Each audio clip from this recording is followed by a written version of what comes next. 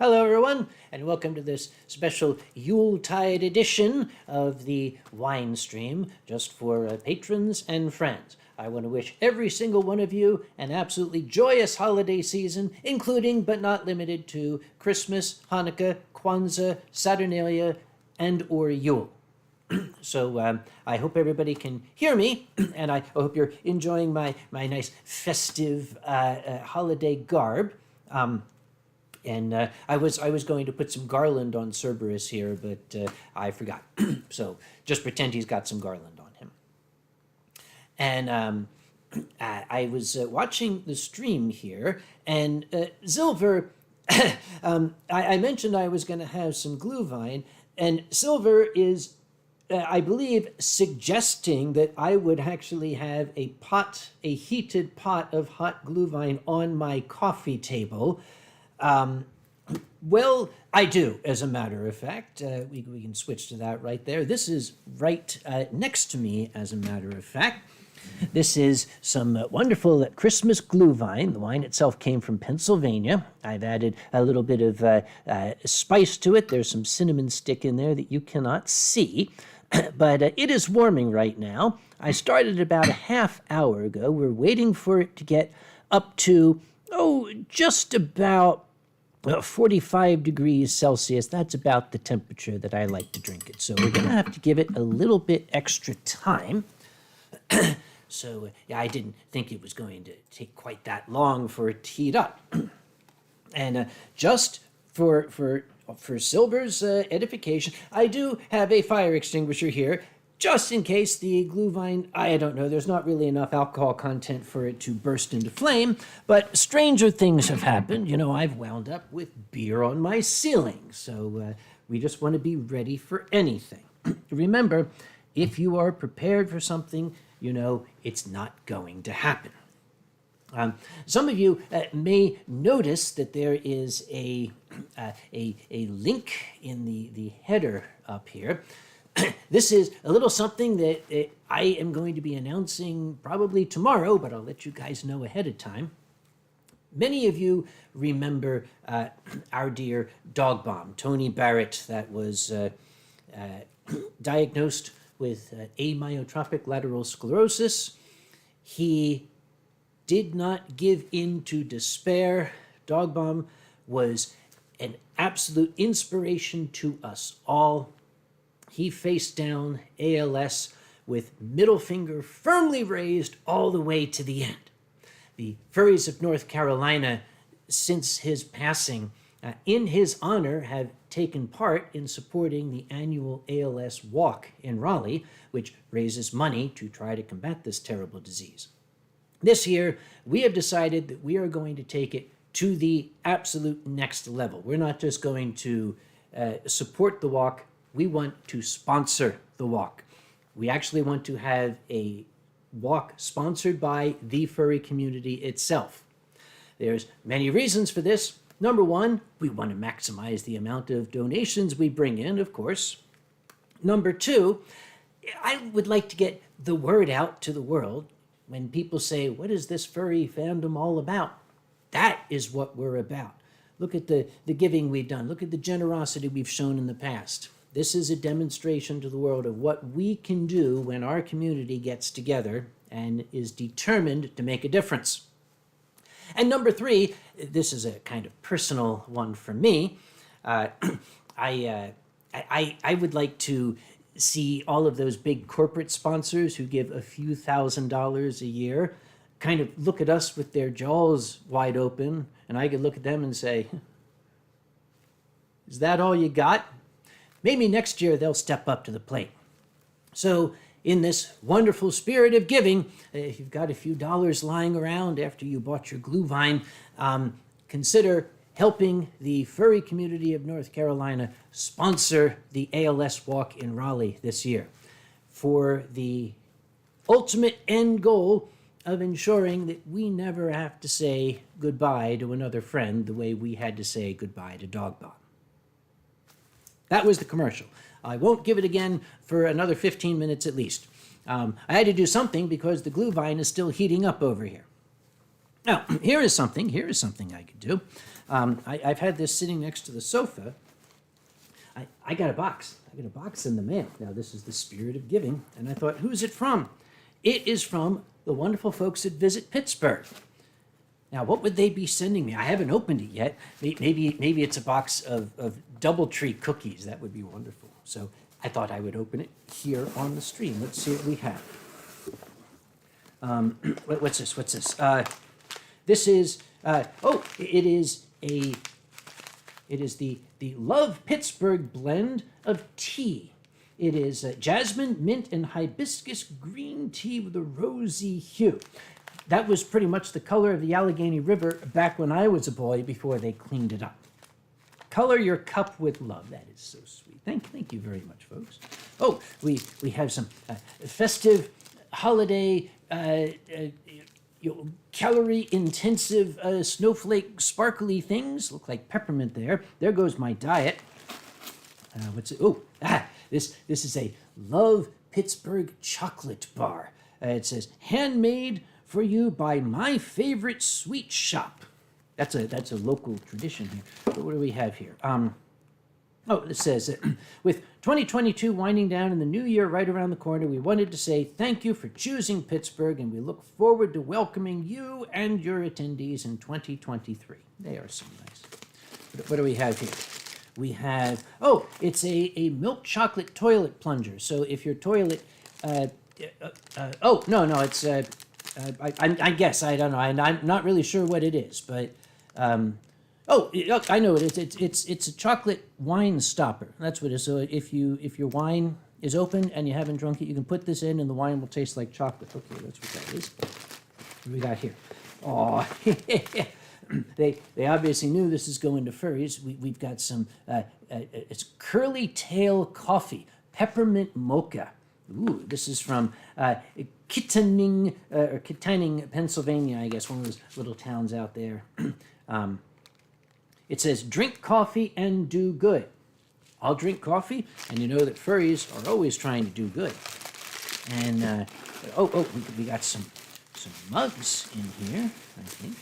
This is so exciting. I could have waited till Christmas morning, but I wanted to share it with all you guys. Because I wouldn't get such wonderful presents if it wasn't for the furry community. This says Pittsburgh Fresh Waters Moss and Patchouli. I guess it's a can of moss and patchouli if I don't have enough of those two things. So great, I'll put this over here for when I need some moss. I guess, I don't know. I'm not even sure what that is. But it's still very sweet of them. Thank you all. Visit Pittsburgh. I do love you. That's why it's called Love Pittsburgh. This is a mug. This is a mug I get here. Yep. Now this is serious. This is a good stoneware mug. Check that out. Love Pittsburgh. I could use this for my glue vine. As a matter of fact, I would love to use this for my glue vine. However, I've got a brand new sofa. This is only a week old. And glue vine is made with red wine. You can't see it, but there's like 6 layers of towels underneath me here, just in case, the glue vine gets a little silly. But tomorrow's coffee is definitely going in this. Thank you so much, folks. I've got a covered glass. And again, if the wine, you need to cork the wine, you can put a chocolate wine cork in it. They are so sweet out there. And thank you, good folk of Pittsburgh, for thinking of me. I accept this on behalf of the furry fandom. And as soon as I run across a furry who needs some moss or is short on patchouli, we'll give him some of this, I guess. All right. So I'm going to put this down under here.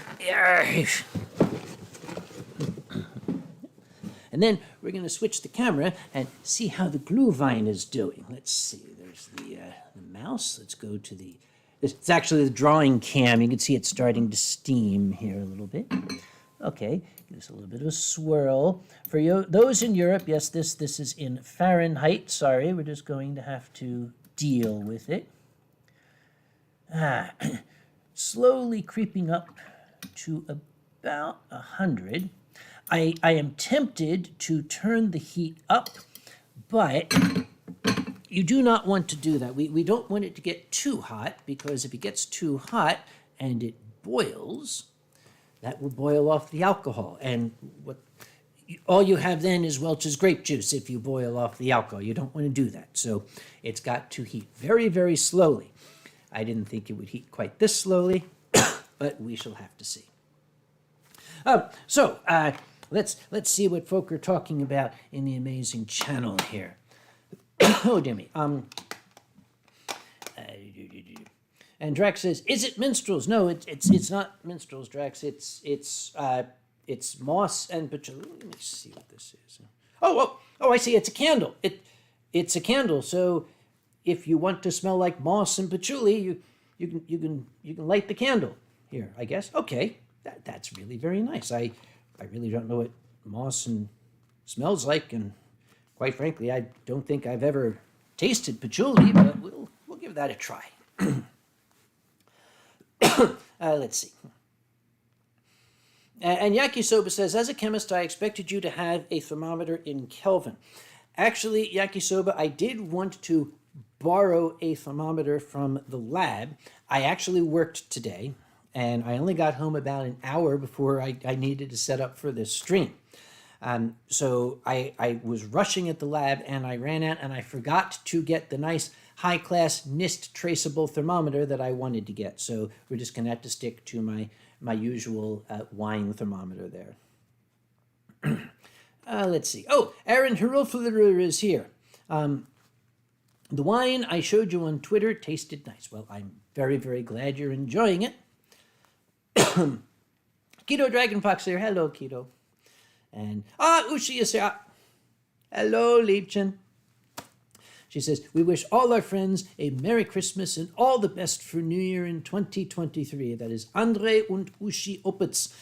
So I will say, Frohe Weihnachten. And I love that, because that's what it means in German. You say Frohe Weihnachten, and that means, happy wine night. So yeah, that's perfect. So that's why I like Germany so much. And Danny from Brazil says, Feliz Natal. And Arco says, it's foggy here. That's what Brits say for Christmas. Yeah. And Vobaka says, Glade Yule. Close enough, I hope. Glade Yule. You actually have to have a mouthful of glühwein to say that, and try not to spill it down your chin. Oh, hello, Mama T made it. I'm glad Mama T made it. She sent me a note saying, I'm having trouble, when is the stream? I'm like, now. And Mom is here. Hello, Mom.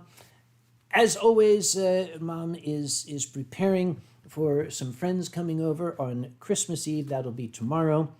I think there's only going to be 3 or 4 of us, but she's preparing for 50, as she likes to do, and I'm not going to try to stop her.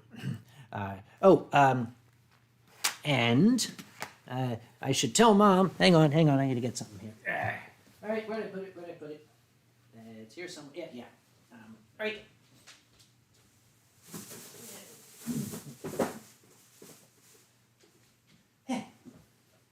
Mom was very, very, very, very upset. Her favorite crystal wine glasses, one of them got a chip out of it, and well, because now the set doesn't match, she's mortified to take them out. So I stopped by the store, and I got something that is perfectly good for the likes of us. Mom, I have some plastic. They're still very, very nice stemless wine glasses. They also hold a much larger volume than your stemware does, so it will save effort. We have to make fewer trips back to the kitchen to refill our glasses. This is all done with the plan in mind of allowing people time to relax and enjoy themselves and not have to constantly get up and down to refill their glasses. This The portion of the wine stream is brought to you by our wine cellars in Pennsylvania. They did make this, it says Glühwein on it, but I didn't think it was spicy or fruity enough, which is why I have added some of my own spice and fruit down here. And Drax says, chip every glass and then they will match again. You know, Drax, I was going to do that, and the lady said that she would murder me.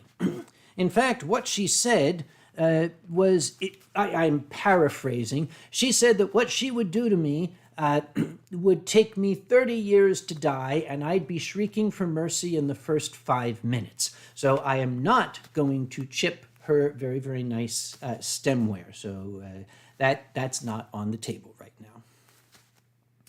now. And Sage says, I actually should be helping to clean the house. Well, the night is young, dear. You take your time. Enjoy yourself a little bit. Let's have another look at how my Glühwein is doing here. This is the drawing cam. Some of you will remember it. Let's see now. All right. So we're putting the thermometer in, and the temperature is slowly going up. It is, maybe about 5 minutes away from ready. So, somebody time 5 minutes for me, and once 5 minutes is done, I'm going to put it in this insulated container, which will keep it warm, and which has a lid, which will protect my brand new sofa, which, you know how it is when you have new furniture. You don't... You know, people come to the house and say, don't sit on the sofa. Here, sit on the floor. The sofa's new. Don't sit on the sofa. And Thomas Fuchsbau is here and is trying Riesling, which is indeed very sweet and very fruity. And Vovaka, I think Vovaka is choking because he just said, "Gluck," which sounds like a choking sound to me. All right, let's see. And Silver is threatening to give my mom the recipe for pink jolt. Well, whatever pink jolt is, I'm sure we would love it. Yep. And Silence, drawing with wine. We have done that. That was a number of streams ago. When Cryo was here, we had this nonsense that was bright blue. I actually used it and drew some of the wine stream art using that monstrosity.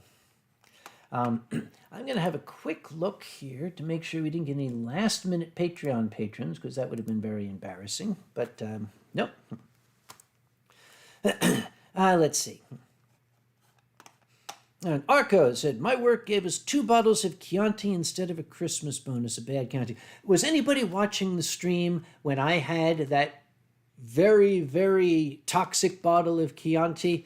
That was one of the few times that I had to run into the other room very, very quickly. I remember that one. Yes, the haunted Chianti. It actually had life growing in it. I looked at it under a microscope. They're like little squiggly things. It was terrible. Let's see. Zover says, oh, you explained stick meat to me. Does it have to be mutton? I'm not really big on mutton. If it could be beef, that would be a little bit better. I don't mean to speak ill of Zover's, holiday traditions, but I'm not a big sheep eater. Let's see. Quack Quack Honk is here. Hello, Quack Quack Honk. QQH says, happy holidays. Again, that is including but not limited to Christmas, Hanukkah, Kwanzaa, Saturnalia, and or Yule. Let's see. And Vavaka says, the choking sound is what they call Glühwein. Well, you must not make very good Glühwein if you choke on it. So, all right. And T'Chall, yes, and Festivus for the rest of us. Funny how Festivus was a gag on a comedy show, and it actually kind of got adopted and turned into an actual pseudo-holiday. That's incredible. Matthew Otter, are you going to be attending a New Year's con? Well, Matthew, at New Year's, I'm going to be traveling to Europe. Some of my German friends are getting together, as they do every New Year, and they are basically trucking in three things: beer, wine, and ordnance. I love German New Year. They fire off like actual mortars. I'm not talking fireworks mortars. I'm talking actual battlefield mortars. I don't know if they're left over or what, but the amount of gunpowder that is blasted off in Germany at New Year's is absolutely incredible. I'm always terrified when I get on the plane to go home on New Year's Day or the day after, when they put the little gas chromatograph on. Is there any gunpowder residue up? Yes, there's gunpowder residue on me. At least it's not a stolen. So let us see how the Glühwein is doing. All right. So we take off the lid, we put the thermometer in, we hold the thermometer in, we give it a little bit of a shake around. Shake around. All right. So it is about, oh, that actually stays in there nicely. Maybe I can leave the lid a little bit askew and just leave the thermometer in, because I want to see it get up to roughly 45 degrees, and it is not quite there yet. So I will advise, we're going to go back to the couch. Here we go. Oh yes, and Grandma Kage, she got lots of holiday messages. She's apologized here. I'll apologize for her. It's really impossible to answer every one of them personally. There is so much love sent that dear lady's way, but she is very, very grateful, I can assure you. Yeah, and Sageosaurus says that they drink non-alcoholic caipirinha, which we call that lemonade. Really, that's what non-alcoholic caipirinha is. It's lemonade. Let's see, what else is going on here? There's a down arrow. That's scary. Yes, 113 degrees Fahrenheit. That's what I'm aiming for here. And Bavaka says, it reminds them of the good old days when the British were flying around up above. Let's not go there. Oh, Caraway is here. Where have you been, my favorite rabbit? How are you? Let's have a look here. You know, if I'd gotten the thermometer from work, it's got a real big digital dial. I could read it from back here. This one I have to lean forward and look at. Now, another 3 degrees, roughly, and it will be ready to consume. That is the Glühwein. Yep. And Aaron Hirofir has a wine from Australia. Well, nice wine and Australia are usually not words I see in the same sentence. I'm just saying. I'm sorry. I'm just saying. Let's see. Quack Quack Hunk has just finished making, I'm not sure what that is, Springerlies, Springerls, Sprongerie. They spread more than I would like, but taste good. Well, whatever they are, I guess they are nice. I'm going to have to look that up. Let's see. Keto's wife is there. Hello. Yes, that is the link. As Keto has pointed out, there is a link up, well, not above me, but I guess for you guys it's over that way. Wherever the chat is, at the top of the chat, maybe it's down there in your window, there is a link. The North Carolina Furries are not just supporting the local ALS walk this year, we want to sponsor it. Basically, the ALS walk sponsored by the furry community. That's what we are looking after, and we need your help to make that happen. Again, multiple reasons for that. The primary one for me is I found out that the top donors last year barely were putting in half the amount of money that your average size furry convention raises at a charity auction every year. So I want to be able to raise a big buttload of money, and then at their closing ceremonies, look at all these downcast corporate sponsors and say, "Is that all you got? We'll see you next year." They can frickin' afford it. Let's see if we can't shame them into giving some more. Springer, whatever those are a German cookie. Well, if they're German, they must be good. Okay, I do believe, let's go to the Glühwein cam. That looks about as done as it's going to get. So, we're going to take the lid. We're going to set it where it's not going to drip all over the drawing paper for the drawing cam. We have a little bit of a stir just to mix up the extra added citrus. There's some lemon and there's some orange slices in here. There's floating at the bottom a couple of cloves and a big stick of cinnamon.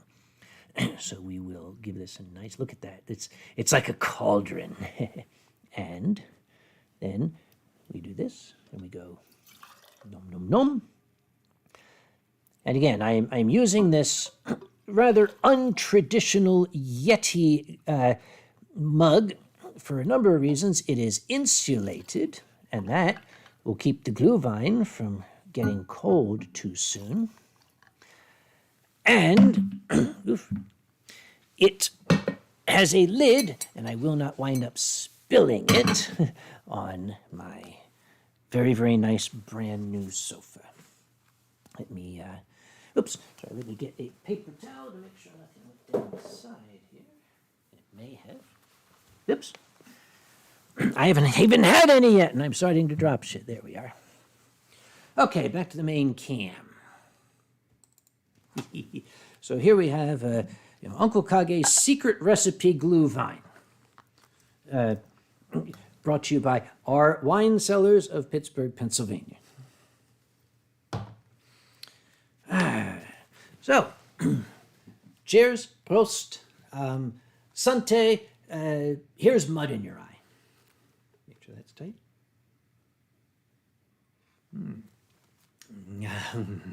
Oh, that is good stuff. Yum, yum. All right, so we're going to keep that on for a little bit. If I notice it is starting to get too hot, I'm going to turn it off. It should hold its temperature. Robaka says, no raisins, no almonds. That would be a luxury. We must remember those less fortunate, and we will do without the raisins and almonds.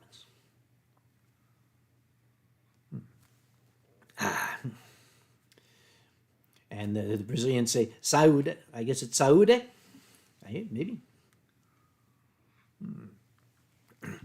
And Charles starts the wassail song. I need a willow cup to put the wassail in, and then I go and beg money from people. But instead of going to the door, I'll beg it through that link that's just down there or up there, wherever your thing is.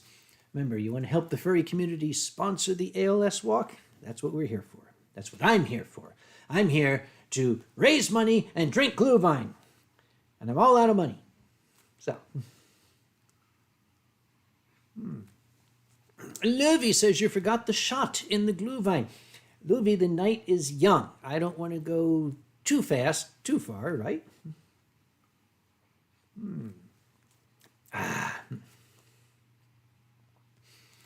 Although, I do have some leftover vanilla.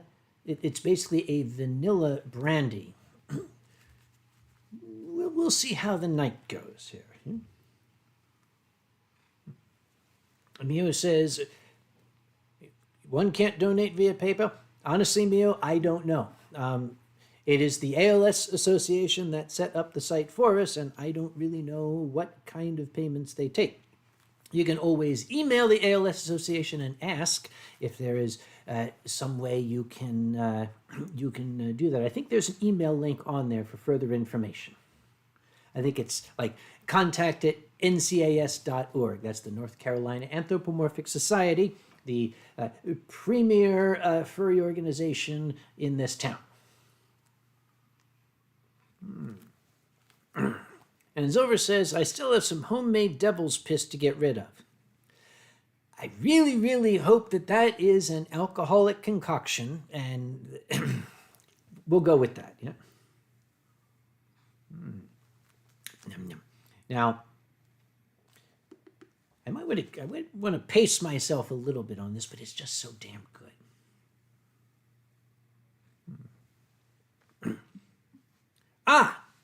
Vodka and Carolina Reaper. When Zover was here, he purchased some Carolina Reaper. This is North Carolina, and we went to the farmer's market, and there they had it, fresh off the vine. He got himself some Carolina Reaper, and apparently did an extraction in vodka, and now has an extract of the Reaper.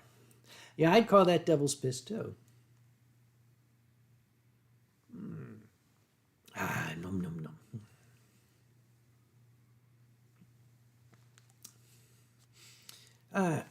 So when I do a private stream like this, we generally have a limited audience, and sometimes nobody's talking. It makes me wonder, am I still streaming? Silver adds, it's yellow and it burns. Yes, that's devil's piss.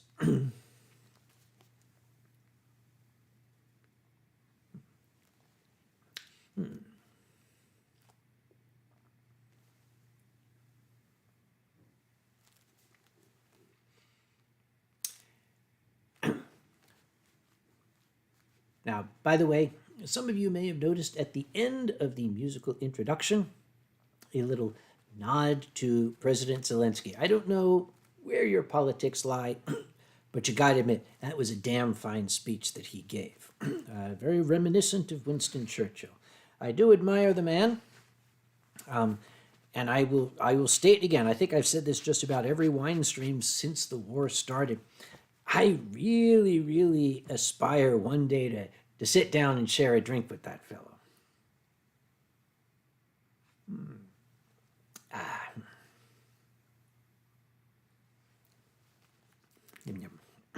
Oh, by the way, I don't know if my tie came across here. Let's fix that. This is my Christmas tie. It's got Mr. Scrooge on it and his bah humbugs, but he also has, for some reason, a little bit of green holly in his hat. I wore this 2 weeks ago, last week, some amount of time ago. I wore this to Alkalize. He was doing a stream at his house. Now, you know, he streams in front of a green screen. Pardon me. It didn't occur to me because this became transparent. I had this see-through holly on my hat, and that was a lot of fun. Danny Lauderdale says, we need to get you a Brazilian tie. That sounds like a euphemism for something, Danny. I would like to get some clarification. That reminds me. I got a very, very lovely present from the very, very good folk down at Brazil Fur Fest. They sent me, gee, could it possibly be a Brazilian flag? I think it is. And it is a premium flag at that, and it comes with adorable little stickers that say things like, you know, I love Brazil, I love Brazil. So this, I will certainly keep hold of this flag for when the Brazilian Navy lands on the shores of North Carolina to liberate us from oppression. I'll be able to wave it and welcome our liberators there.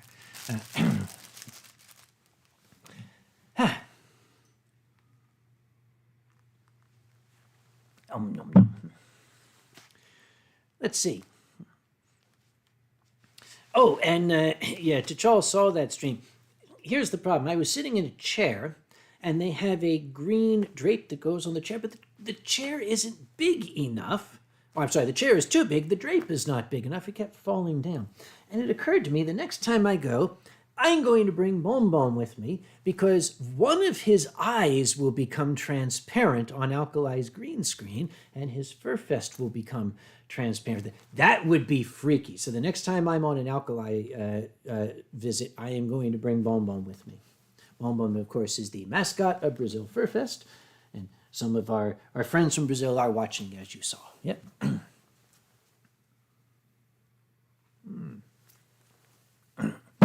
Matthew Otter says, how did the taxes go? Still underway. I try not to spend too much time on them at any given moment because it is a drag. I'm taking a break till after Christmas itself, and I'll pick it back up next week.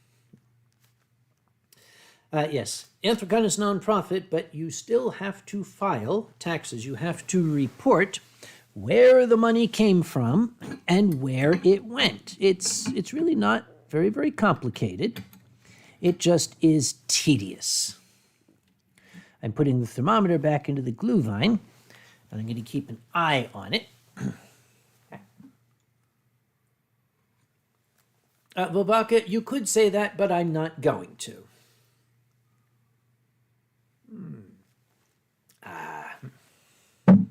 And Danny says, is the flag size right? I think I know what the flag size is, Danny. I was able to deduce that from your message. I imagine that it is. Yep.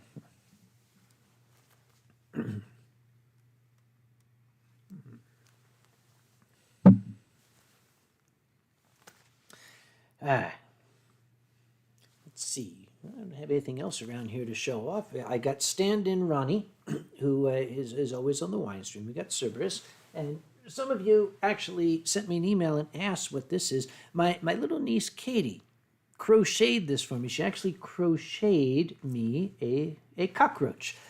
This must have been hours and hours and hours of work, and he's just absolutely adorable. I love his, like, Stephen King's Pennywise eyes there. So he sits on the sofa. As soon as the new sofa came in, these guys were put right back where they belong.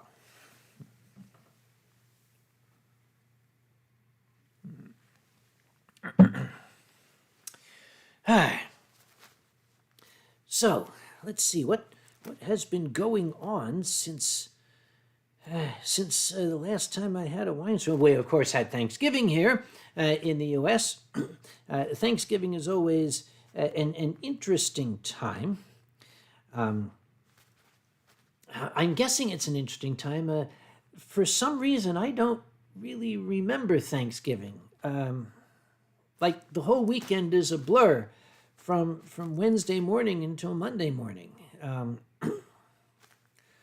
I guess we had fun.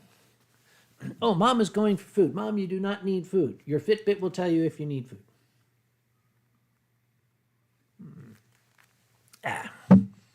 Matthew Otter says, what con is Alkali the chairman of? He had been chair of Fur Squared.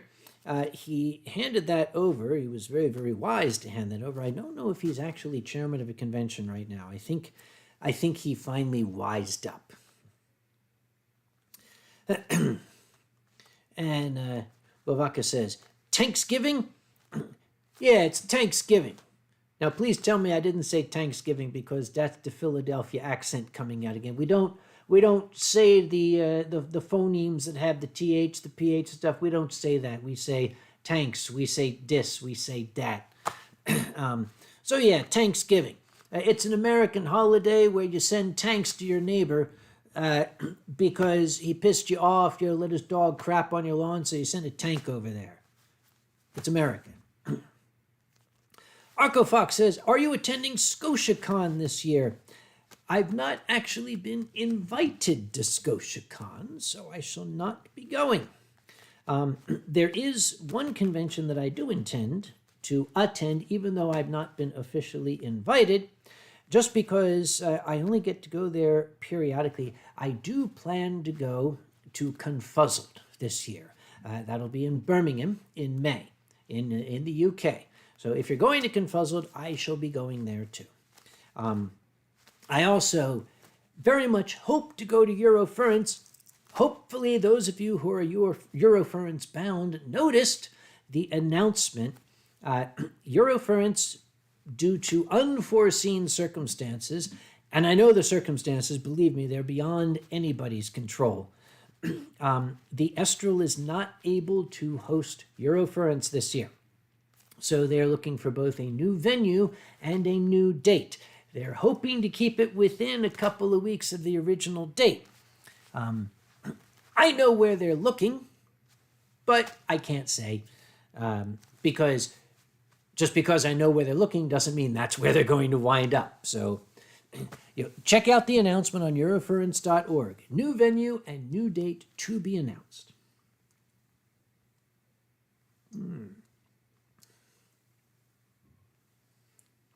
Vavaka says, yes, I've known for a while. Well, you're staff. Thomas Fuchsbau, have you tried Moscato, Chenin Blanc, or Viognier? I have tried the Moscato and the Viognier. They are both a little bit too sweet for me. I do like my wine sweet, but those two, they cross over into the syrupy sweet. That's why I don't drink late harvest wines.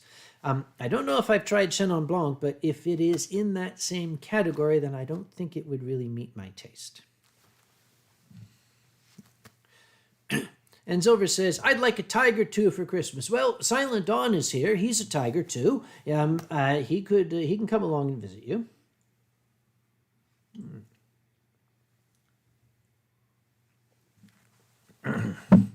And Danny is reminding me that I do fully intend to revisit Brazil Fur Fest in the year upcoming. They're negotiating the Caipirinhas vouchers for me, and that's fine. Just remember, my limit is 14 in a night, but I'll be there for several nights. So,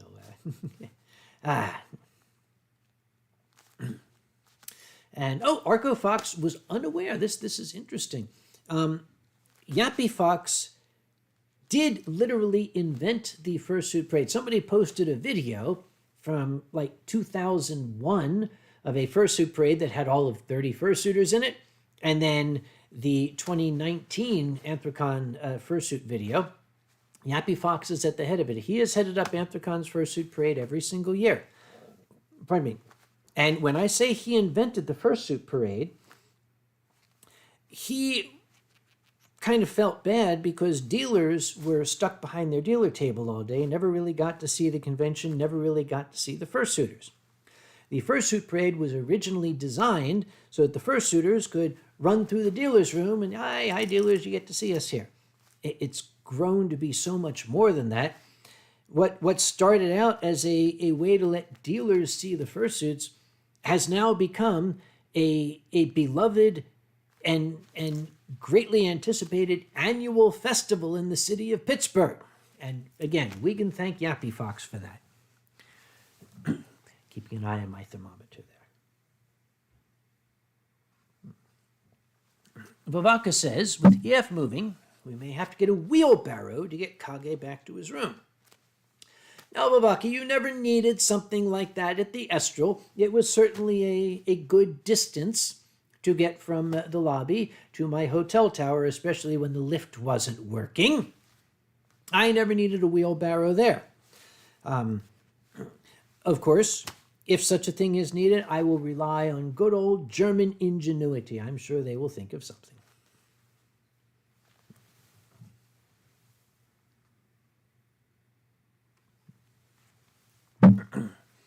T'Challa reminds me, the first year the AC parade went outdoors, the love from spectators was wonderful. It was. That first year, it was an experiment. We were terrified. We're going to take the fursuit parade out into the streets of Pittsburgh, and we didn't know what was going to happen. I was afraid there'd be two little old ladies and a blind guy out there, but the city estimated the crowd at 5,000 people who came down to see it. Tremendously successful.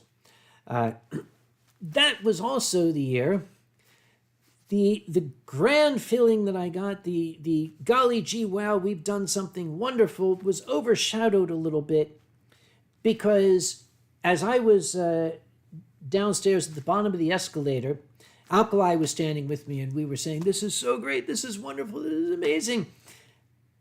Just then, down the escalator came Mr. Zentai. He's one of these fellas in the head-to-toe spandex.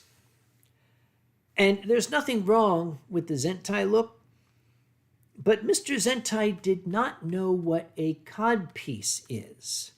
And let's just say that Mr. Zentai was pointing the way for everybody going down the parade route. And Alkali and I are like, this is so, oh my God. That's why you will see Alkali and I at the top of the stairs at the fursuit parade. Not only are we reminding people that they must keep moving once they're outside, but we're watching just to see if there's anybody we need to invite to step out of line. If you get my meaning.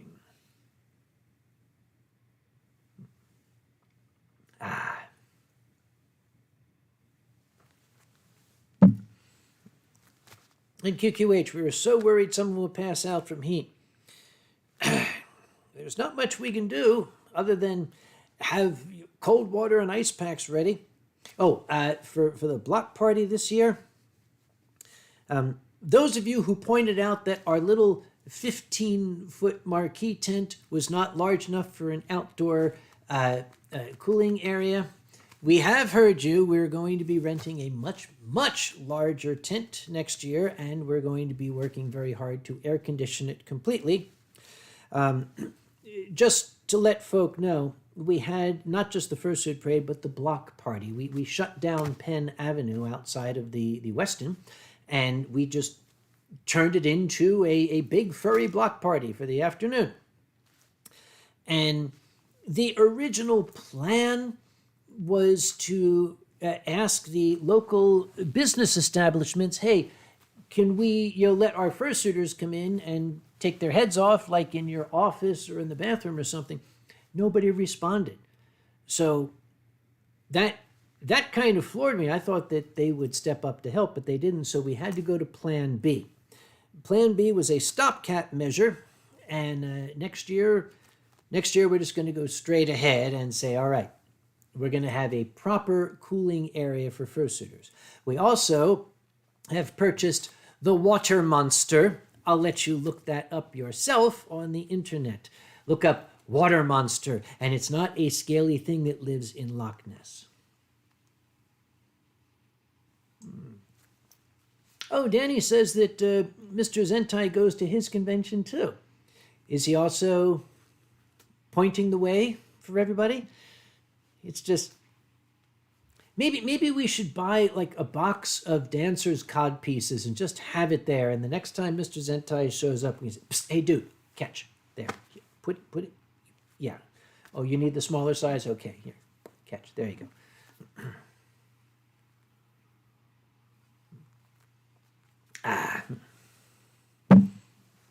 Mio says, Kage, I think the block party is something only Pittsburgh can do.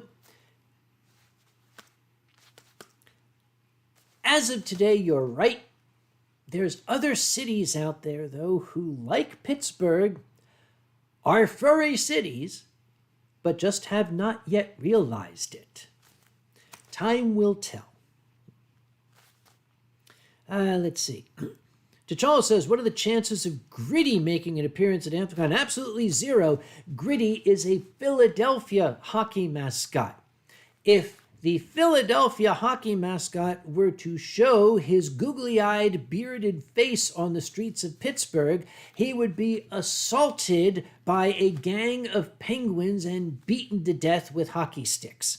So I don't think that's going to happen. Yes.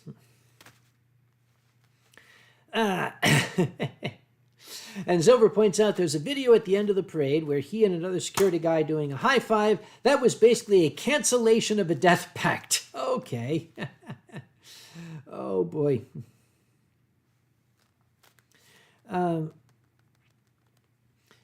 People are still talking about Gritty. No, Gritty is not coming to Pittsburgh. I still have some Glühwein in here, but I'm going to give myself a little bit of a warm-up. Oh, I'm sorry, we can go to the Glühwein cam. There, that's the Glühwein cam. Can't quite see, but we're now running at very, very close to 50 degrees. That's about the maximum temperature that I would like to get. Ethanol boils, I think it's 75 degrees. Somebody look that up for me. I don't remember that kind of shit. I can look it up. So we're going to top ourselves off with some lovely citrusy, cinnamony, cloven, gluey vine here. And we've turned the heat off for now.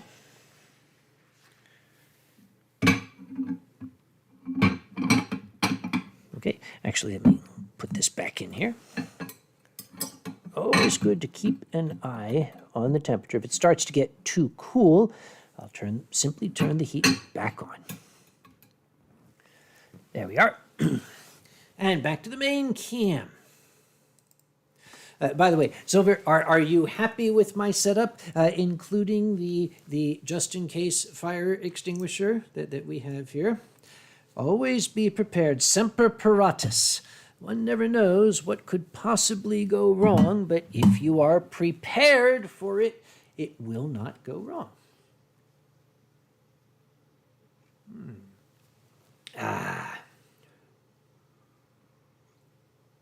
Silver says, ethanol is 78. I could probably go a little bit hotter on this, but I don't want to.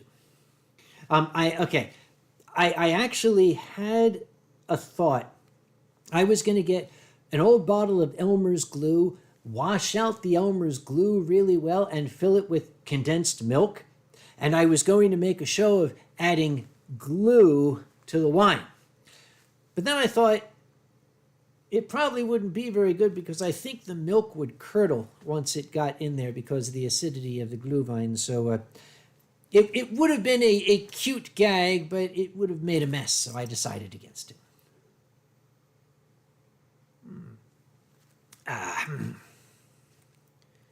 Let's see.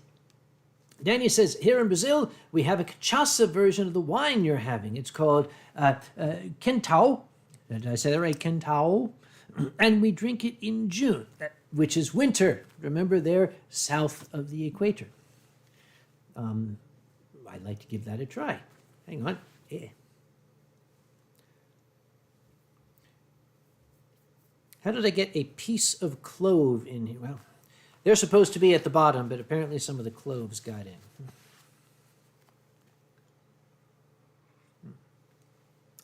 Matthew Otter, what is your favorite Christmas song?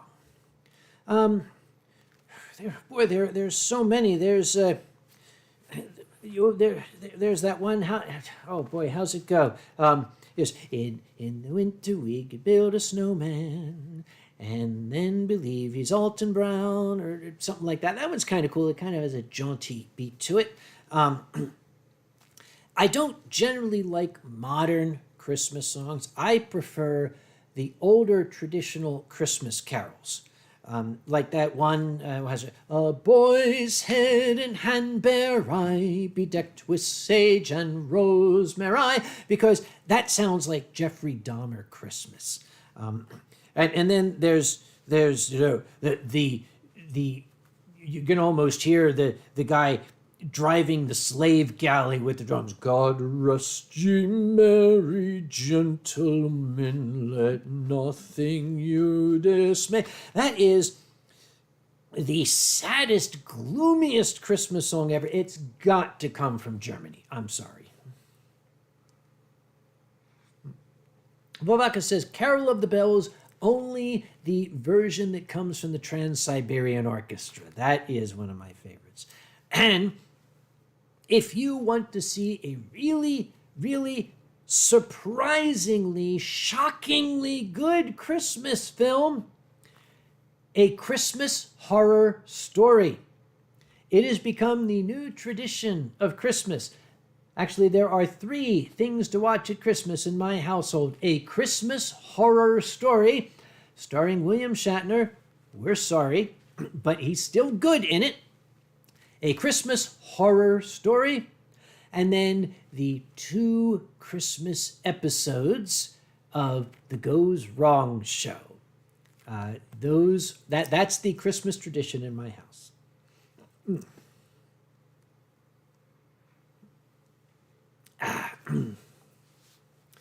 There are some old Christmas songs, some of which have kind of fallen by the wayside. And I don't really think there's any Christmas songs that involve Krampus. Krampus is a tradition that's been forgotten here in the New World, and I want to bring it back. The idea that, if you're good, Santa will bring you treats and toys. If you're bad, he'll put coal in your stocking. No. If you're bad, a horned devil monster is going to show up and flay your skin from your body with a barbed chain, and then he's going to throw you in a basket and drag you down to hell. That's my kind of Christmas. Merry fucking Krampusmas.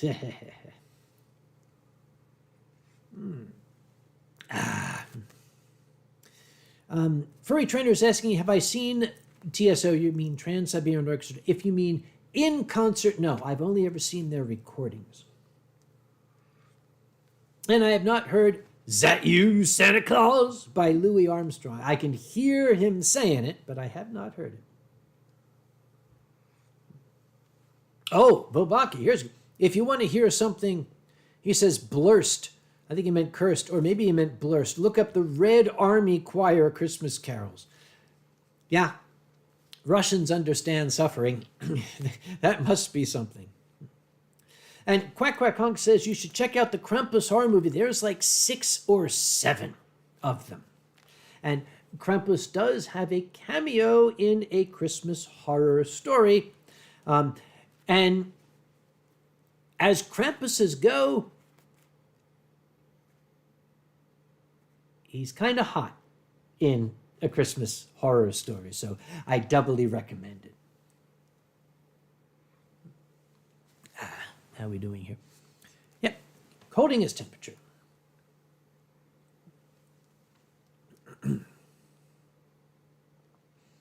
Yeah, okay, Vovaka says, I'm dreaming of a white Christmas.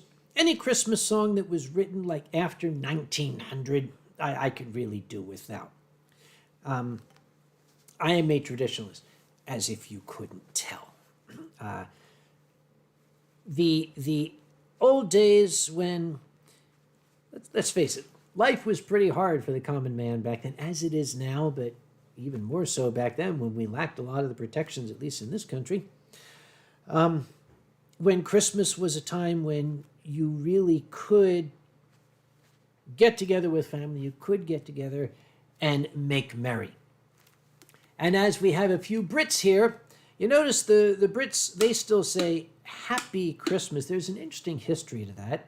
Now, somebody's going to come up and say, well, that's been debunked or something. I don't fucking care. It's my stream, and it's a story I like, so it's truth, right? That's how the world works. There were some, puritanical types in the area of Queen Victoria who didn't like the idea of people saying Merry Christmas because merriment, to make merry. The concept of being merry meant you were getting shit-faced. Let us make merry. You would get drunk. Let us have merriment. It would be a bacchanal. So they didn't want to say Merry Christmas because that impinged on the solemnity and holiness of the ritual. So now they want people to say Happy Christmas. I say, fuck you. It's a Merry Christmas. Merry Christmas to all, and to all a good night. Well, maybe I should say that for the end of the stream.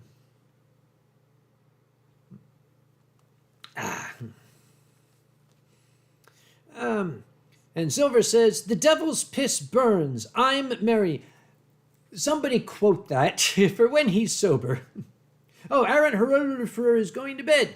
So nice to be able to catch 1 hour of the show. Actually, Aaron, if you're going to bed, I should read the names of my absolutely wonderful Patreon patrons, of which Aaron is one. Remember, this stream is brought to you through the generosity of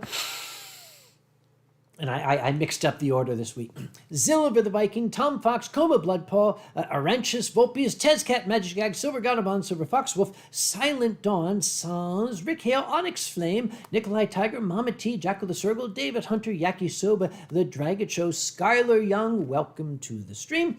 Sasha Whitefur, Rusty Rover, Rex Potenhoff, Q the Dane, Mutter Wolf, Merlin Scorch, McLovin Main, McCall, Matthew Otter, also welcome Matthew, Martin Spankenberg, McLabin, Foxhole, Fluffy Cobalt, Flat Fax, which is hard to say, Dunkel Pfote, Jack the Shep, Camilla from Brazil, welcome, Botunas, also known as Aaron Heroic, and Bentley Shepherd, Atheist, and Ash. Thank you all so much for your incredible generosity, without which I would not have enough money to buy this Glühwein.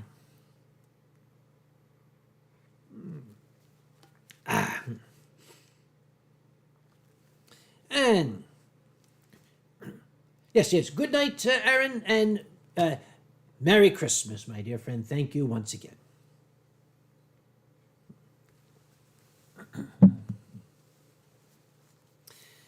There are some ancient medieval Christmas songs. Now, none of them are coming to mind. There's one that people sing about like catching a bird and killing it and then dressing it up like a king and parading it around and asking people for money so they can give it to their king, which is a dead bird dressed up in robes, which is really fucked up. But, it's kind of cool at the same time.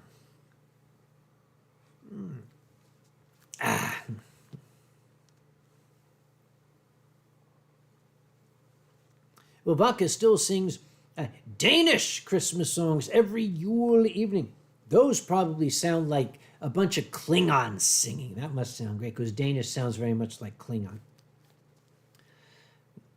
Drunk Klingon at that. And Drax says, bah, humbug. Okay, I would like to know, Drax, how much of the dialogue do you know? The dialogue from A Christmas Carol is actually quite brilliant. It is a magnificent story, and some of the lines that Scrooge speaks, that you can spit out. Yeah. Are there no prisons? Are there no workhouses? You talk about people dying. Well, best they get to it and decrease the surplus population. What a cunt. Yeah. And is any idiot who goes about with a Merry Christmas on his lips should be boiled in his own pudding and boiled with a stake of holly through his heart. Sorry, boiled with his own pudding and buried with a stake of holly through his heart, yes. And then, when the spirit comes in and says, in life, I was your partner, Jacob Marley. Scrooge, he gets all, science disbelieving, doubting Thomas on him. You could be a bit of undigested cheese. There's more of gravy than the grave about you, my friend. And then Marley takes the thing off of his head that keeps his mouth shut and his mouth falls open. And Scrooge is like, oh shit, this is really scary. And then the ghosts come in and shit happens and he wakes up and he's all like high and giddy as a schoolboy and everything. T'Challa said, Alistair Sim. That is my favorite Ebenezer Scrooge, because Alistair Sim gave a very believable and sympathetic performance. He was an absolute cock at the beginning of the story, but he projected just how much Scrooge was suffering inwardly and didn't even realize it. And that's what the story is about. The spirits don't teach Scrooge about Christmas. They teach him to recognize the source of his own inner turmoil, his own pain, his own suffering, and using the joy of Christmas to overcome it. That's the real magic of A Christmas Carol.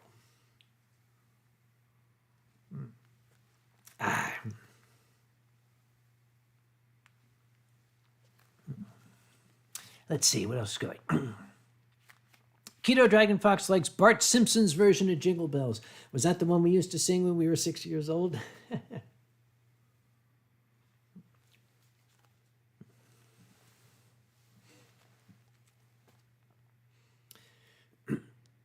Now, I don't think I've ever seen Disney's Christmas Carol, or if I did, I was probably drunk and do not remember it. And Babaka, yes, Scrooge before that night is essentially just your average. Yes, that's exactly what they are.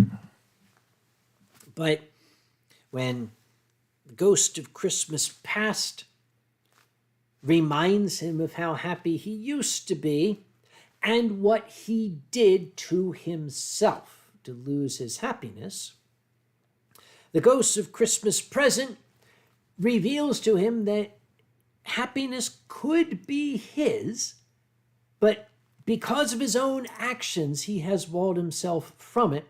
And then the ghost of Christmas yet to come, not the ghost of Christmas future, thank you very much, which is another version. The ghost of Christmas yet to come shows him, if you keep being such a dickweed, this is what's going to happen. You're going to be lying there stone cold dead, and they'll be stealing the bed curtains and laughing at you. And Tiny Tim, I see an empty chair and a crutch with no owner.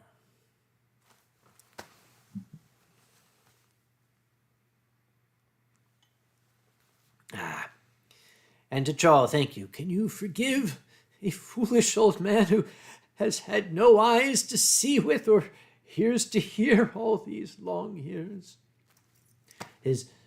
His apotheosis at that moment, his moment of redemption.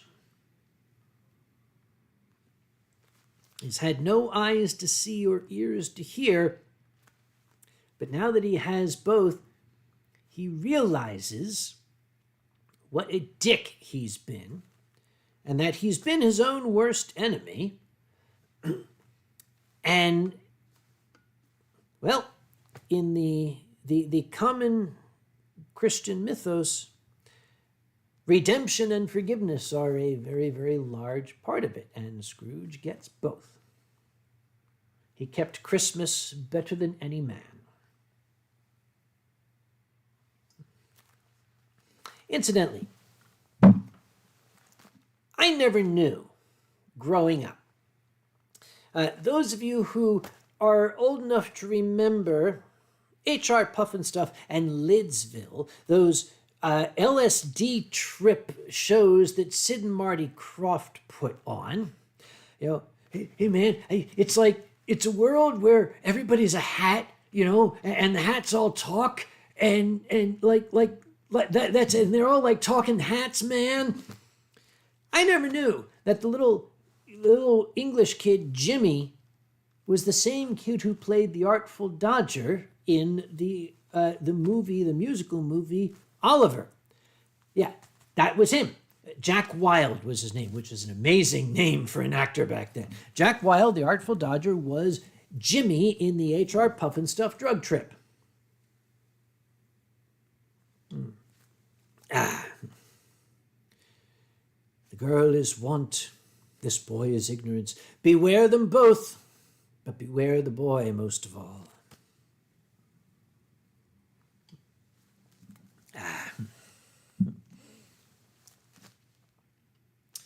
Let's see. Keto says, oh, she's asking Vivaka, do you mean the tiptoe through the tulips, Tiny Tim? No, I think Vivaka is, or did he? Now, hang on, wait a minute. Tiny Tim, did he get the surgery that he needed? And we never did find out what his condition was. Spina bifida, something like that. Did he then grow up to be Tiny Tim, the very, very famous musician? I never thought about that.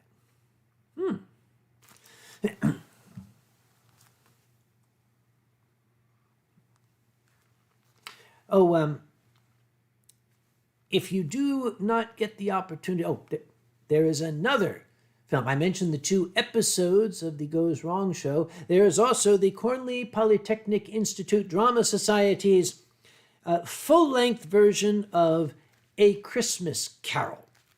A Christmas Carol Goes Wrong. It was their second feature-length film. That, too, is very much worth a watch. They did a very, very good job. Yeah. And T'Chall reminds us that Davy Jones and the Monkees was Artful Dodger in the Broadway production. I did not know that. I was just thinking the other day, you kids are too young to remember the Monkees. It was an incredible TV show. It was silly. It was not serious, but it made it was part of the cultural scene of young America. It made a splash. It forever changed youthful entertainment, I think. I just happened to be thinking of a scene where it was the Cold War, of course, the evil Russian spies. They're going to be transferring some information. They contact one of their network who is running a music store, and they say, a small man is going to come up asking for red maracas. Give him these, because the microfilm is in them. And Davy Jones goes to the music store and says, I'm looking for some maracas. And the man's showing him, and Davy says, do you have any red ones? And the man says, looks at him. You are small man. Here, and gives him the red maracas. And David's like, okay, thanks. How much? Oh, no charge, you take. So he walks off. And then 30 seconds later, a 3-foot-tall little person with a fedora and black sunglasses walks up and says, I am looking for a pair of red maracas. And the man says, oh, I think I had made crucial mistake. I was 7 years old. I loved that scene.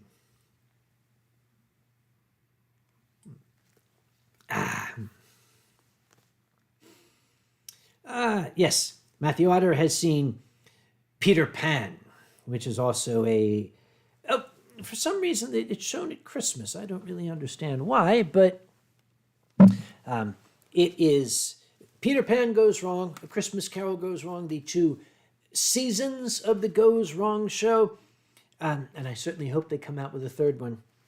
I shall take off my hat and state my absolute uncategorical opinion that the acting troupe that makes up the Mischief Theater, the mythical Cornell Polytechnic Institute Drama Society, is the most brilliant comedy troupe since Monty Python's Flying Circus.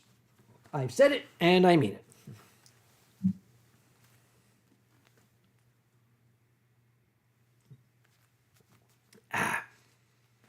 And Vivaka points out, I think Peter Pan is supposed to take place around Christmas.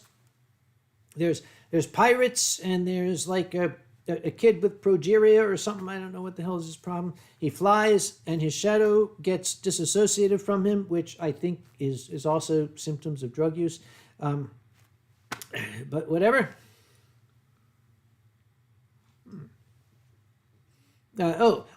Arco, being British, has clarified it. Now, it's shown at Christmas because the family is visiting their grand/aunt for Christmas.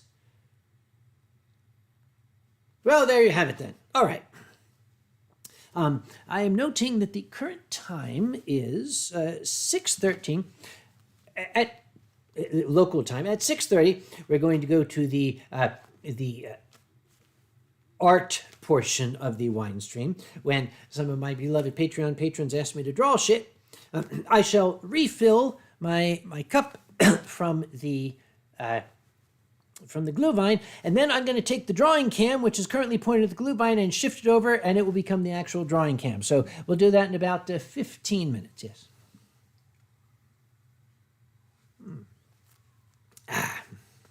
Foxel is off. Foxel, thank you once again. I hope you have an absolute Merry fucking Christmas.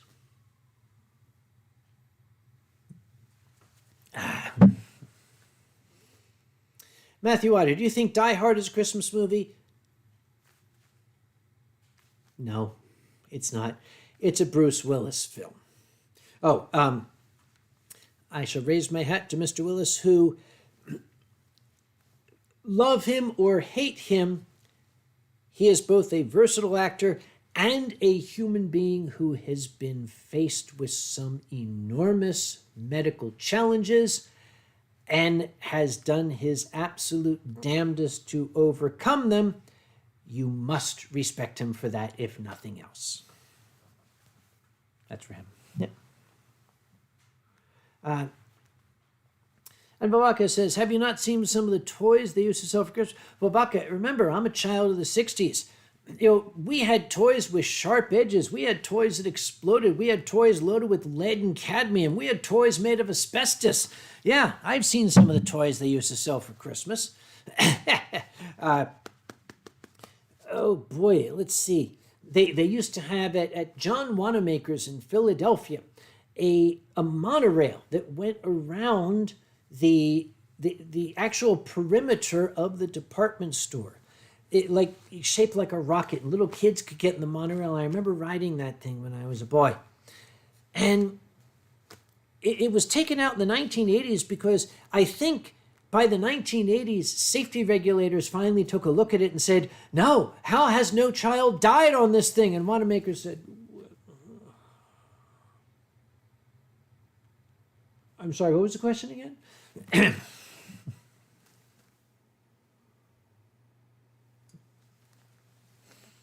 And yes, Keto reminds me of Saturday Night Live's Bag of Broken Glass. Yes, who can forget that? Matthew Otter, what toys do you play with now? Wouldn't you like to know? There's a screenshot for everyone. And Mio says it's 12:15 a.m. in Deutschland. Frohe Weihnachten, Mio. I hope to see you very, very soon. Merry Christmas.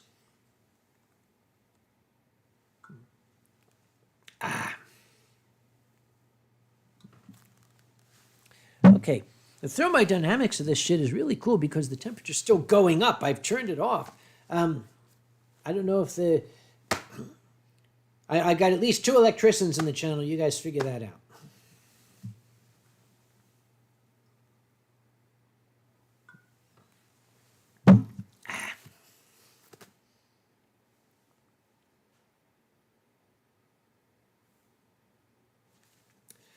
Okay, next time I'm going to get a slotted spoon. No, that still wouldn't work. I'm getting little bits of clove. The thing is, I put whole clove in there, but it seems to be disintegrating in my glue vine, which means the glue vine must be very good if it's dissolving the cloves. That's amazing.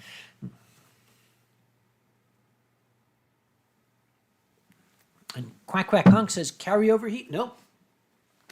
I think that the combination of citrates and aromatic spices that I've added have set up their own self-sustaining exothermic reaction.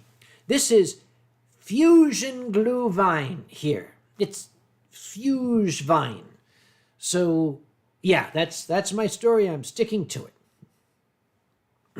Yep. And Babaka, Silent Night, Holy Night. Oh, yes. Silent night, holy night. I don't know the English words, but it probably sounds real dumb if you sing it in Danish. Downtown. Yeah, whatever. Is the bottom of the hour yet? No, we have 12 minutes. In 12 minutes, I'm going to get to the drawing portion.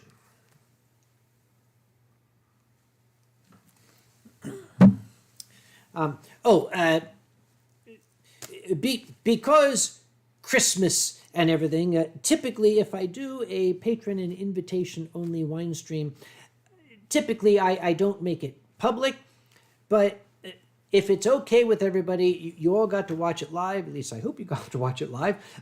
I think I would like to release this live, on the YouTubes for the public to see. If anybody would rather I didn't, feel free to write in. I'll tell you you're a dick, but I will.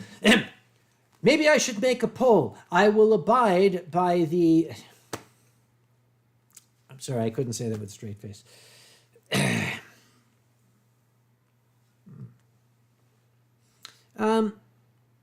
Akko says, your personal demon is going to be closer than you think when you visit Germany in the new year, if you're visiting in the first week.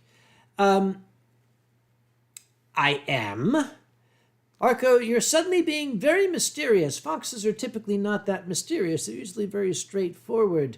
And when you're talking about my personal demon, by which I mean the one that like is unseen, constantly hovering over my shoulders, whispering in my ears, telling me to do terrible, awful things that I'd enjoy doing anyway.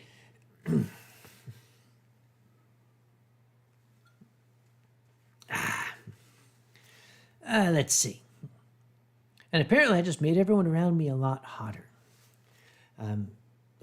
Maybe I should take off the coat. And Matthew Otter says, be prepared for the organance. Organance? Help me. I don't recognize this word. Be prepared for the organanchi. That's it. Be prepared for the organanchi. Okay.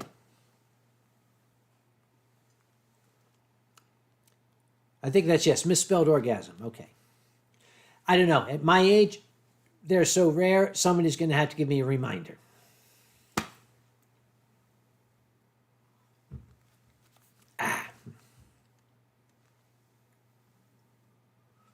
It's kind of interesting because on OBS, I see myself here. Over here on the other screen, this is the actual feed going out, and there's about a 3-second lag. So I see myself sitting here like this. I see myself drinking over here, and then I do this. It's like I got a rhythm going. And this is just about empty. Tell you what, when this is done, I'm going to do the drawings.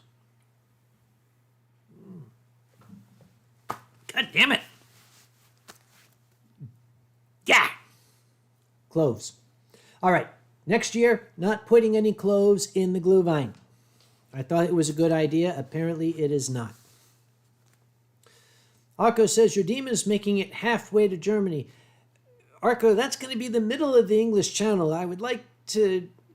I'd like to know that he's not going to be there, because as evil and corrupting as he is, I am somewhat fond of him. I don't want him drowning. Zorva says, cloves are overrated, but I have some equine friends here who happen to like cloven hooves. I'll just keep moving then, okay? Yes, Bobaka is correct. I think next year the cloves have to go into a spice sachet. I didn't think they would disintegrate like that. Yeah, we'll put them in like a little bit of cheesecloth next year.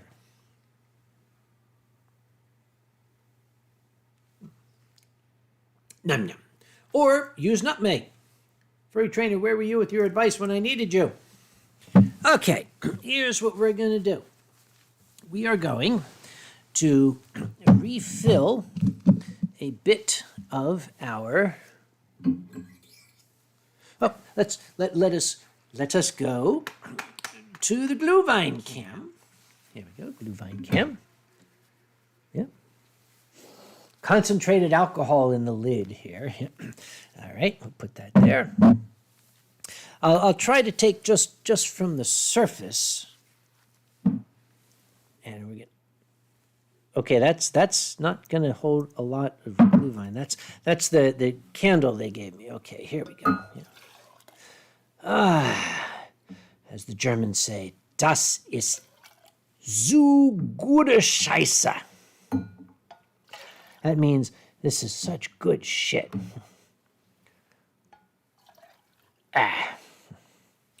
Okay, that goes there. We're going to put the lid on. I'm going to put that there. We are going to put the lid back on here. And we're just going to take the drawing cam and we're going to shift it over through the magic of modern whatever the hell.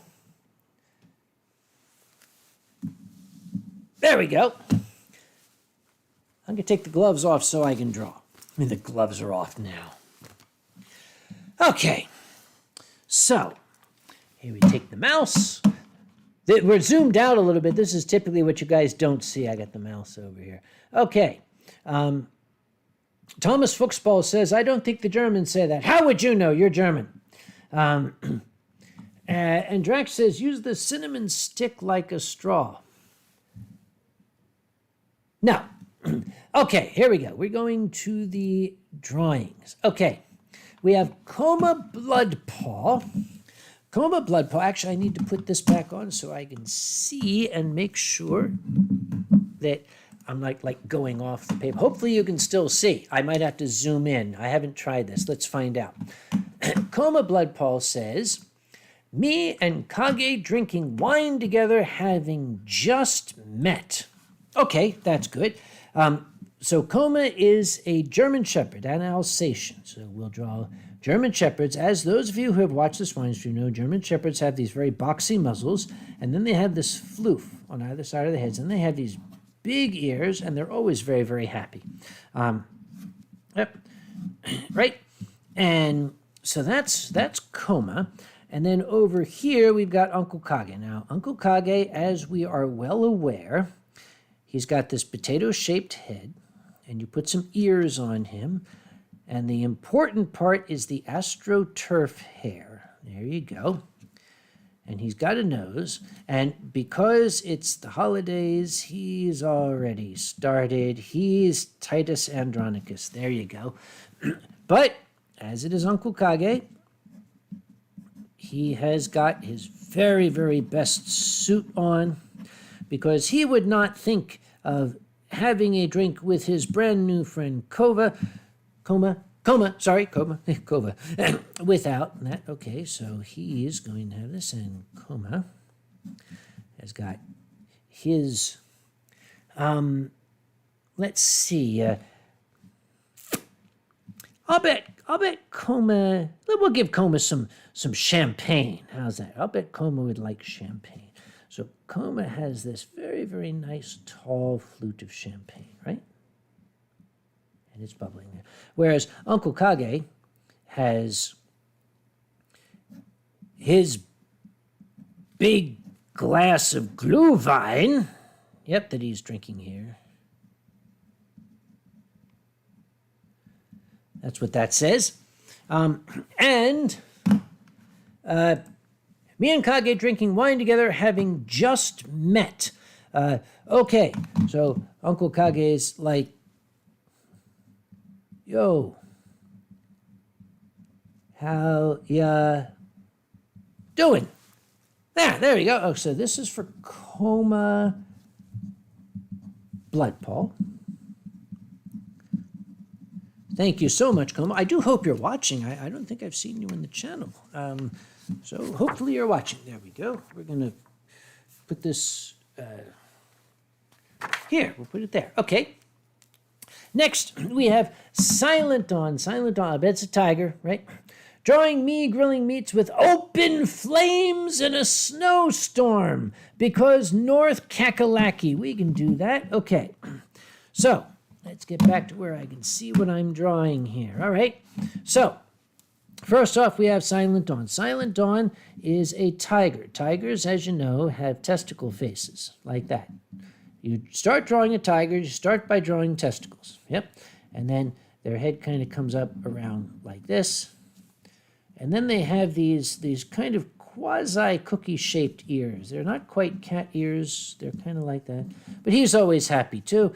And remember, tigers have whiskers. You cannot forget the whiskers. And what is it that makes a tiger a tiger? The stripes. Got to have stripes, right? We'll even put some on his head just so you know he's a tiger. Yeah, that's pretty much how tigers work. And he is, I'm sorry, what's he doing again? He's grilling meats with open flames in a snowstorm because North Kakalaki. Okay, here's what you need to understand. Because this is North Carolina, they don't go outside. So he's actually in his garage, right? Here's his hibachi. He's got his hibachi set up, right? And he's got a nice, like, T-bone steak on here. He's got two of them, two nice T-bone steaks, right? And he is using an acetylene torch because I know he's got an acetylene torch. So he's got his one tank here and the other tank on its side because it's acetylene. That's how it goes. Yep. So, yes, that is how he is grilling his steaks. He's using his acetylene torch inside his garage because it's fucking snowing outside, and North Carolinians do not go out when it is snowing. So that is the story of the picture. Thank you, Silent Dawn, for all of your support and your friendship over the years. Rick Hale, the scientific method for brewing alcohol. Okay, well, first off, we need the scientific method. This is going to be Rick Hale.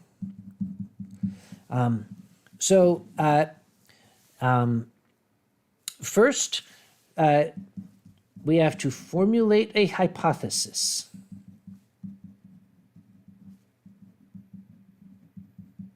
Right? We're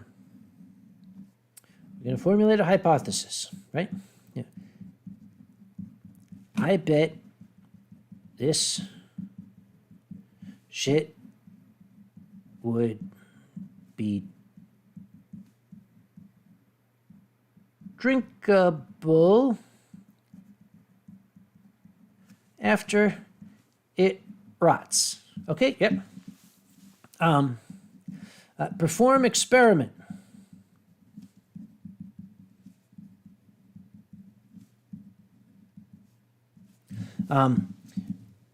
We'll use Uncle Kage because we've already established with the potato-shaped head, the astroturf hair. Yep, and the best shirt and tie always. Yep.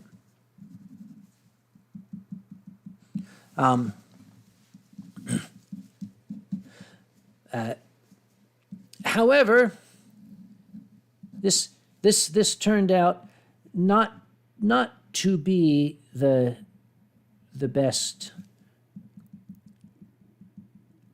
batch. This was like that Chianti that came out. Okay. Backdate hypothesis to match data.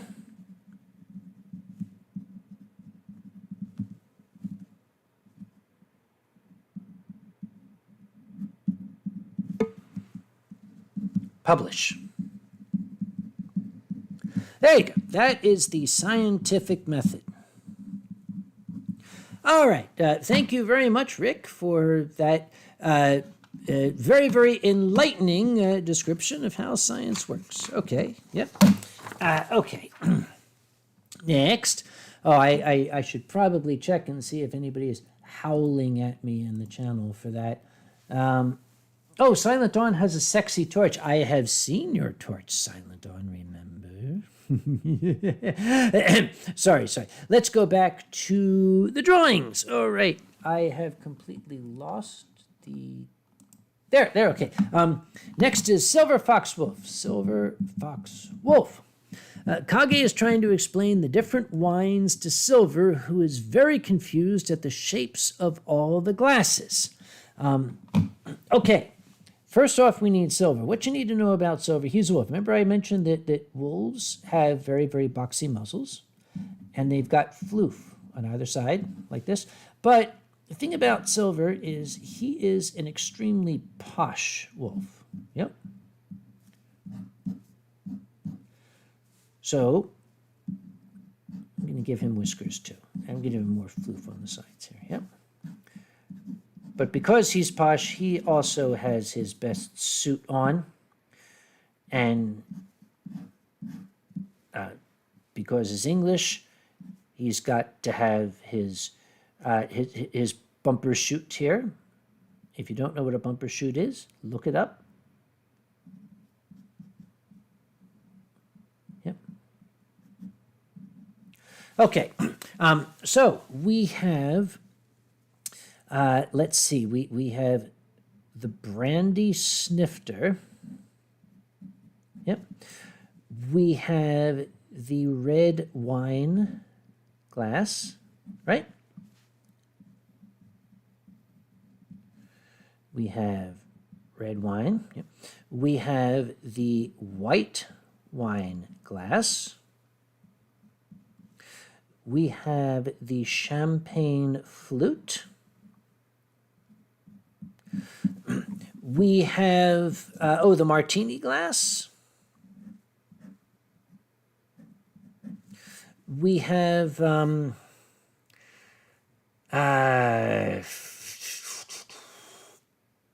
I can't remember what a fucking highball glass looks like. Hang on. Aside while I look up what a highball glass looks like. Sorry, folks, need drawing material. Highball glass. Yep. Highball glass. Highball glass is a glass tumbler. Yeah, it's a glass. Okay, gee. We have the German beer Stein. Yep.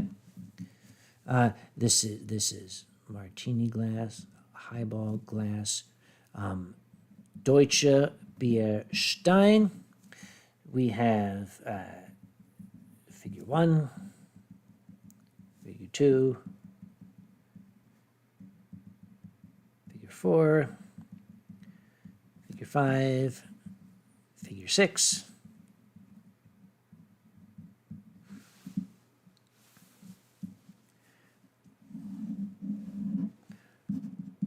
All get you schnockered. Uncle Kage. There we are. That goes along with the scientific method. There. Thank you very much, Silver Fox Wolf. All right. Oh, I'm having so much fun. What is next?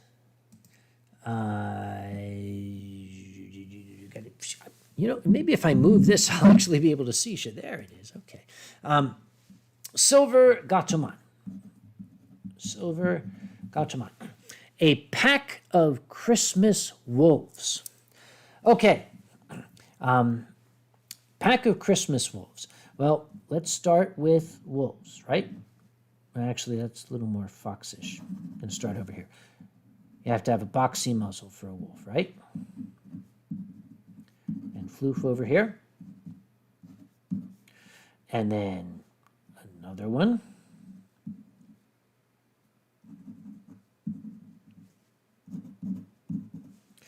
And then another one here.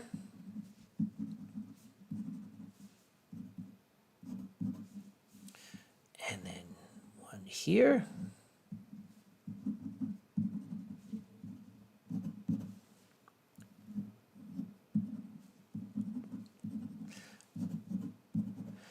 One, two, three, four, five. One more.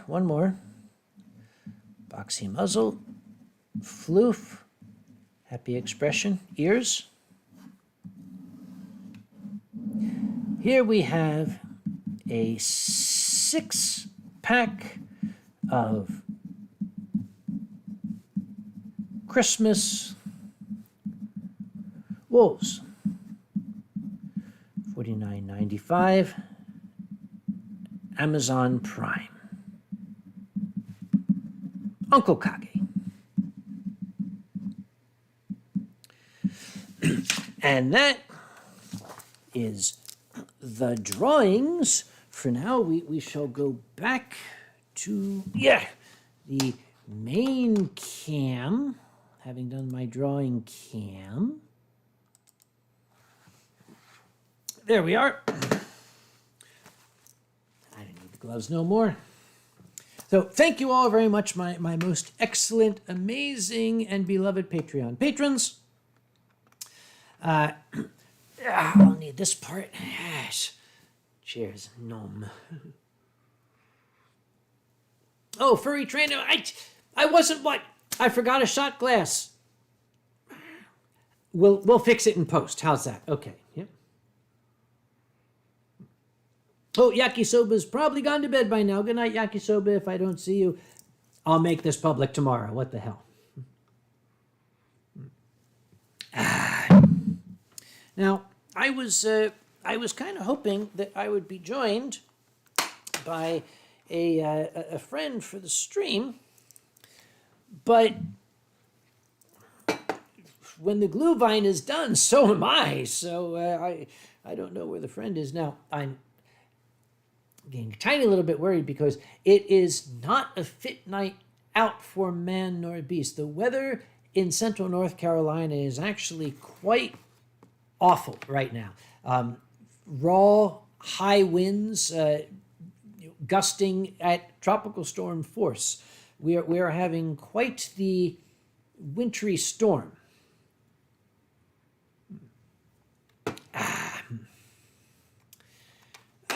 Zilver, you're still here. For shit's sake, it's after midnight. Well, thank you for staying this long.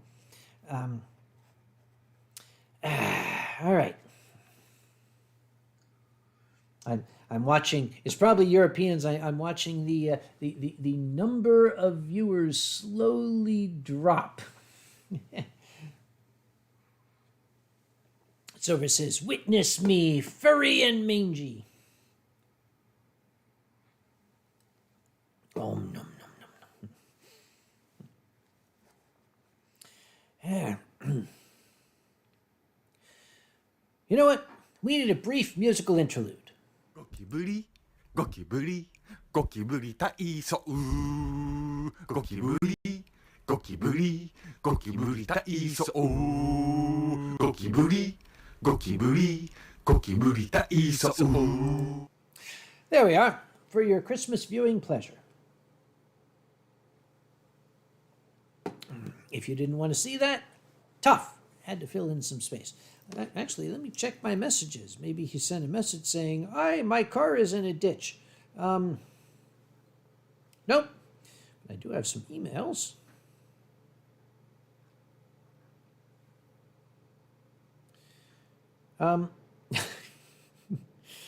Okay, that's adorable.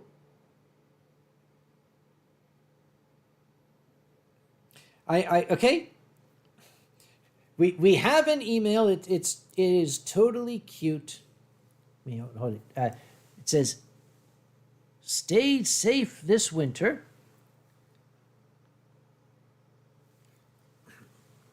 A message from Mr. John. This is the vendor from whom Anthrocon rents its portable toilets for the block party. I'm so pleased they were thinking of me, telling me to stay safe this winter. So, fine.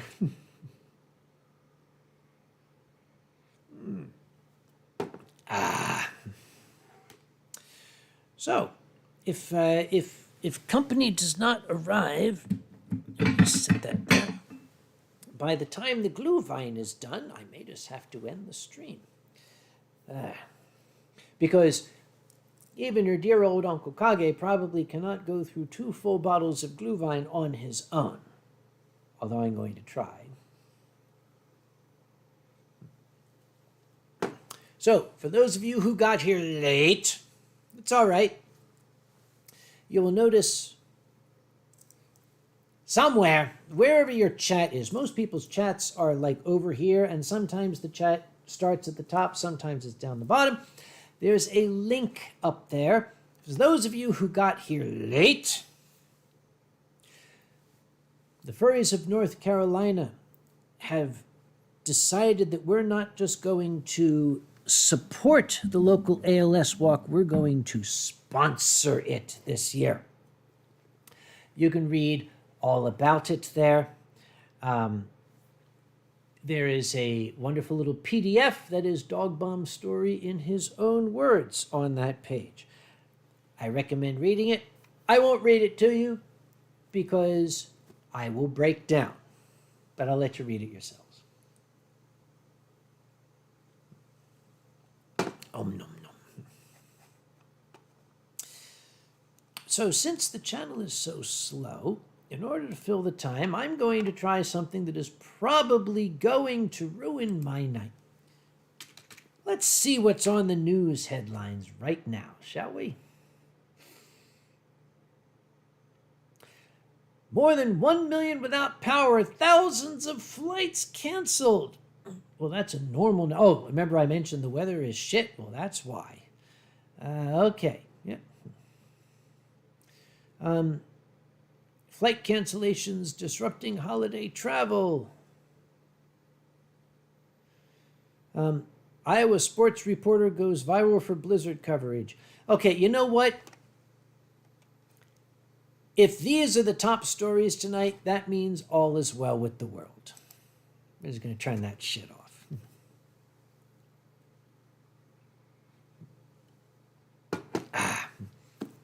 Oh, yes, Silver, thank you. If you're in the local area, you can join our team.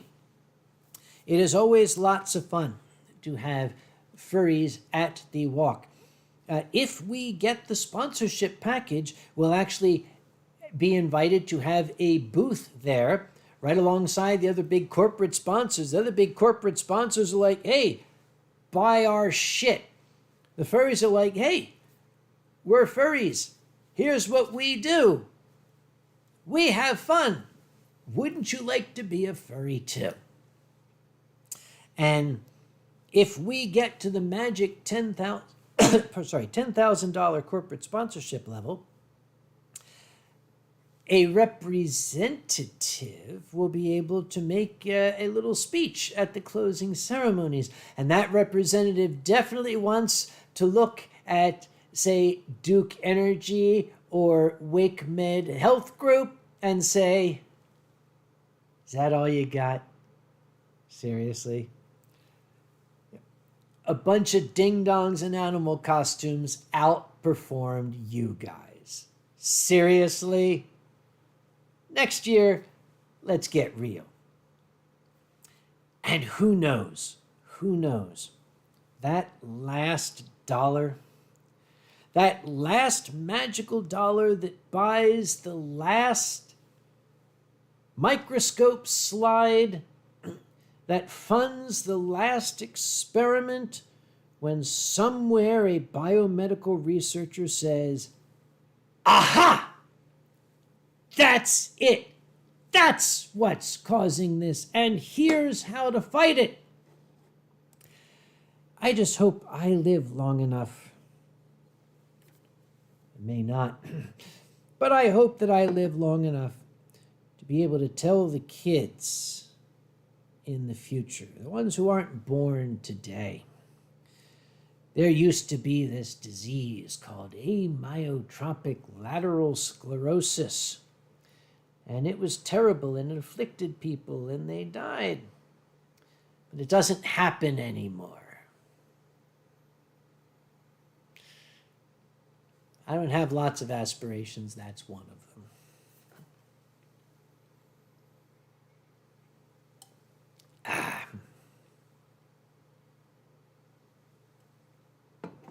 Matthew Otter, what is your favorite Christmas dinner food? I'm drinking it right now, Matthew.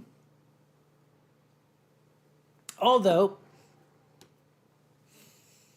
there are different traditions across the U.S. In the Northeast United States, Christmas ham seems to be the tradition. I still love a good Christmas ham. My dear and sainted mother might well be making some. I don't know what she has planned. Steel Gear, hello, Steel, where the hell have you been? I've been waiting for you. We were talking about Christmas dinner, and I was going to talk about boiled horse, but since you're here, I'm not going to say that. So, we can, since Steel just got my message, I'm so sorry, Steel Gear, I should have told you earlier. We need to move the Glühwein cam back over to here. Let's see if it's still lined up. Pretty close, yeah. I have this wonderful pot of Christmas Glühwein here, which I am happily trying to get the camera to, whatever the fuck. All right. So that is the Glühwein cam. Oh, thanks to the Bayern Furs who sent me these wonderful little things here. I think, yeah, and it's even two-sided. So, yeah. I've been drinking my wonderful Christmas Glühwein out of this insulated container with a lid on it because I have a brand new sofa which is covered with towels because I'm not going to spill goddamn red wine on my brand new sofa. You can just ask, stand and run. Steel has to work in 7 hours. My dear, darling equine friend, who should be in bed, actually dragged himself to watch his idiotic, old, perverted, smelly American chum sit here and get totally shit-faced on Glühwein. You're a true friend. Frohe Weihnachten, he said. Daniel Lauderdale totally wanted to spend a Christmas dinner in the USA once in my life. You're still young. Now, for some people, and this is true, this is I'm not making this up. For some people, the Christmas tradition is Chinese food because everything is freaking closed on Christmas night except the Chinese restaurants. They'll be open. Some people don't want to go to the extra work. They don't want to go to the extra trouble. They just say, let's all go out to a Chinese restaurant. And that then becomes the American Christmas meal, a Chinese dinner. Danny says, I'm not that young anymore. You're a kid. Don't get started with the old man, all right? I'm wearing a top hat, for God's sake.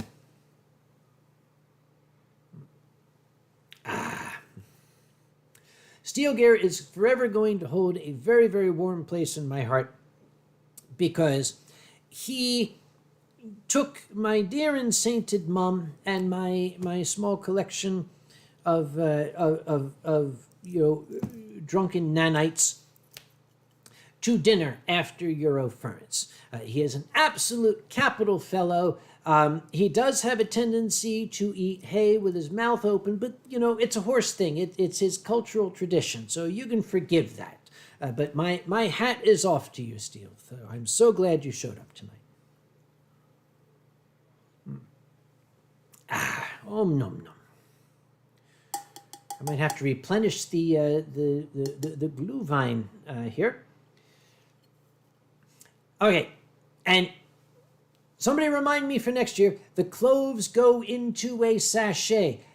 I thought cloves would hold together. I didn't think they would say, I'm still getting like clove pieces in my teeth.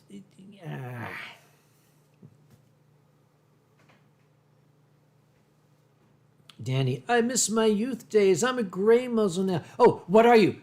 30? Oh, goodness. And Keto says, sachet, Keto, don't give me tongue twisters at my age and this late at night. 39? Okay, you're still a kid. Anybody under 40 is a kid. Anybody under 20 is a fetus. Oh, Steele points out, warm alcohol goes quicker. Well, I've gone through approximately a liter of this. since we started, which was only 2 hours ago. And I think you are most correct. Warm alcohol does go quicker. Steele says, I am so glad I was able to experience EF at the Estral because that might well have been the last year at the Estral. Circumstances progress, or as my grandmother used to say, shit happens. It is highly unlikely that Euroferns will be at the Estral in 2023. Oh, and Silver's going to bed. Good night, Silver. And I will state for the record, all of the beer stains are, almost all of the beer stains, with one tiny exception, have been cleaned from the ceiling.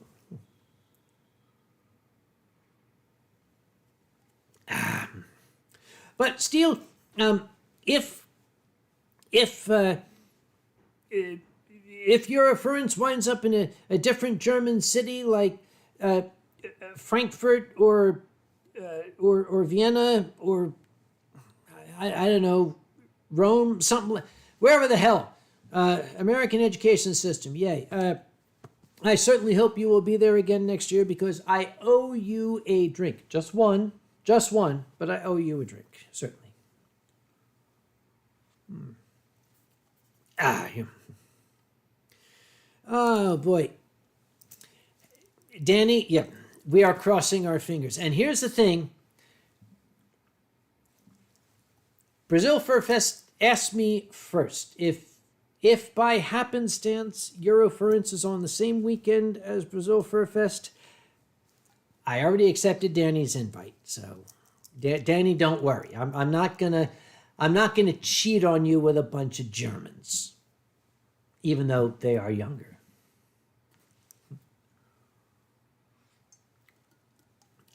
Yep. What am I missing here? Probably a lot. Yep. And Steele says might actually be able to make it to EF. Now the date might change. That's even better. Matthew Otter says Brazil has asked a lot of you. Oh, Matthew, I learned down there. Brazil is not for beginners. That's what they told me, and I learned what that means. Brazil is not for beginners.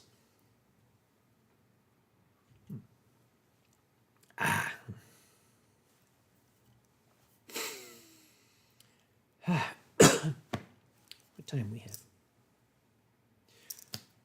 Boy, I've only been at this for 2 hours. I think I've been drinking this faster than I normally would, because usually by about 2 hours in, I'm like one bottle in, but I think I'm about a bottle and a half in now, and it's hot. It's very hot.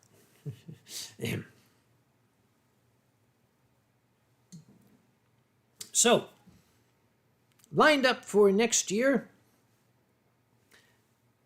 I've got, okay, this is what's confirmed for me for next year.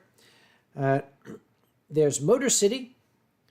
I will be attending, but I have not been asked to perform, pardon me, at Confuzzled, of course, Anthrocon.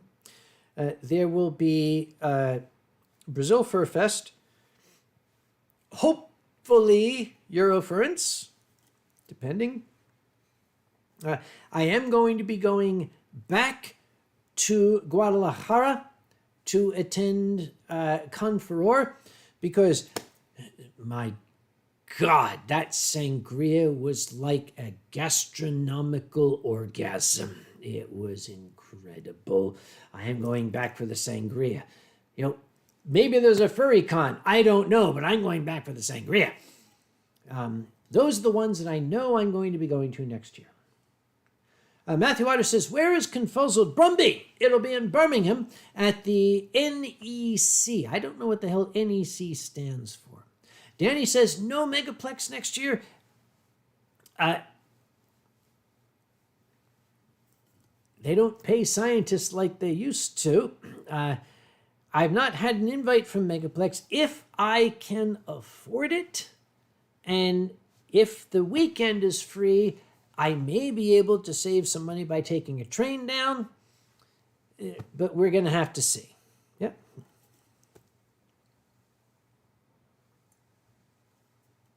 Steel Gear says, some good friends from the US I finally get to meet there. Oh, Steel, you going to Anthrocon? That's great. I would love to see you at Anthrocon because, you struck me as being a very, very intelligent, competent person when we spoke. I really do admire competent people who can get the job done. If you're coming to Anthrocon, why don't we sit down and talk? I think we can come to an agreement. Because, competent people like you are very difficult to come by. Let's definitely talk.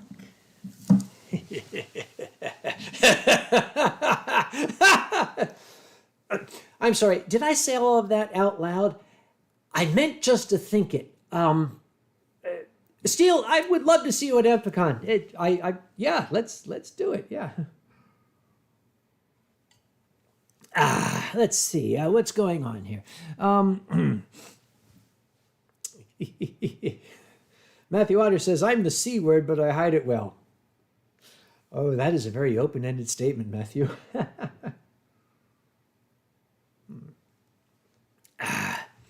Steel Gear says, get me out of here. Well, aren't you a workhorse? Get it? Because he's a... Okay, that was an act of desperation. I'm sorry.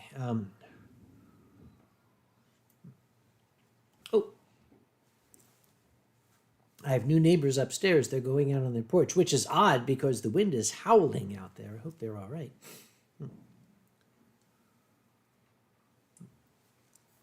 Oh, but Steele,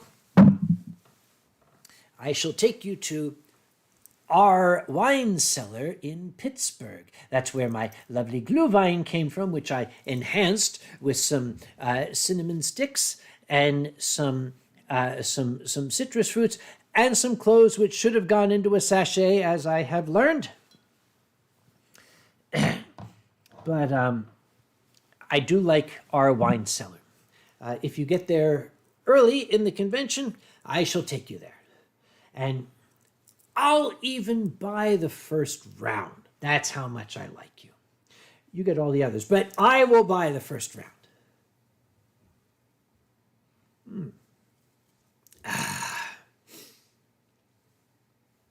Yeah, this is good stuff. Are my lips purple? Yeah, when you drink. Yeah. That's the only problem with red wine is it paints you. Matthew Otter, what's a pirate's favorite letter? Z. Change my mind.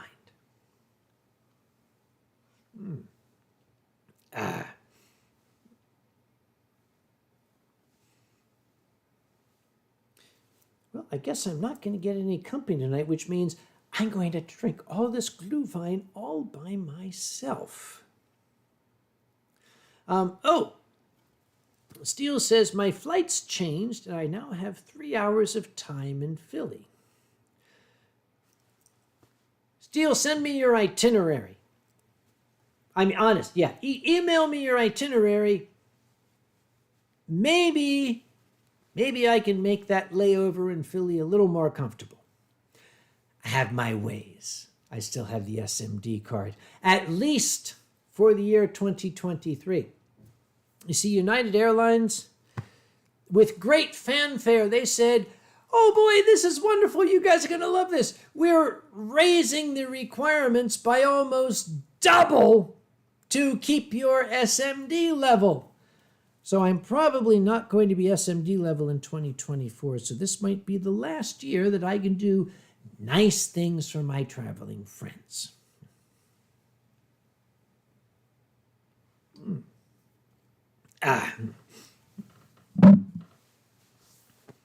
And Furry Trainer says, when he says he'll buy the first round, run or you're... don't pay attention to Furry Trainer. She's very confused. I don't think she understood the question. It's simply a matter that I would be happy to buy the first round. It will be good. It'll be great. It will be wonderful.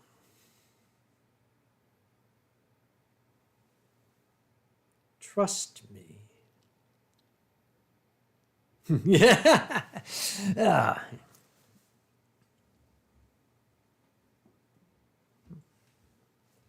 Danny might fly United. United with whom? From Sao Paulo to Anthrocon via Washington, D.C. And Thomas Fuchsbaugh says the only thing missing was the wicker chair. I miss my wicker chair. I used to have the wicker chair at Anthrocon. The story of that wicker chair, for those of you who remember it, it was like the boss chair, the big wicker chair with the thing. We were at our storage facility in Pittsburgh, and they were clearing out storage facilities that people had abandoned. And they had like this giant pile of just crap. And the wicker chair was sitting on top.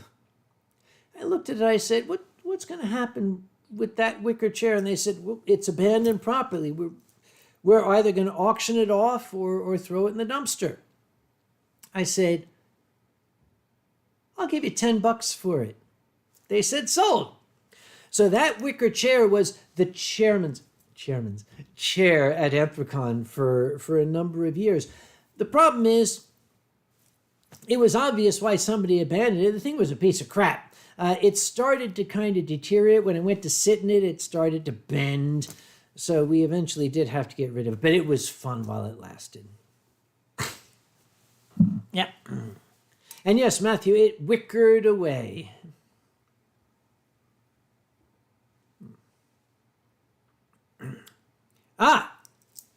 Steel Gear says, looking to get a cheesesteak in Philly.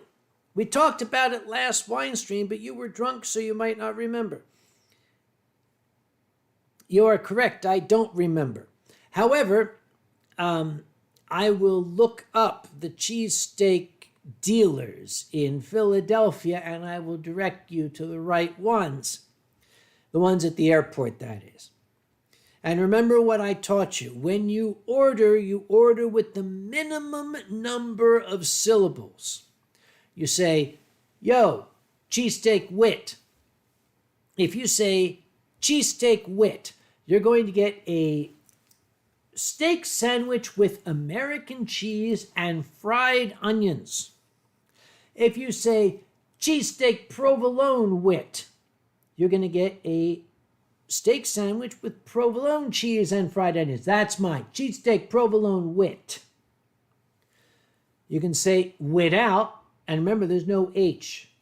Without. Cheesesteak provolone without. You just get the steak and the cheese and the bread. It's got to be Amoroso's bread or it ain't real.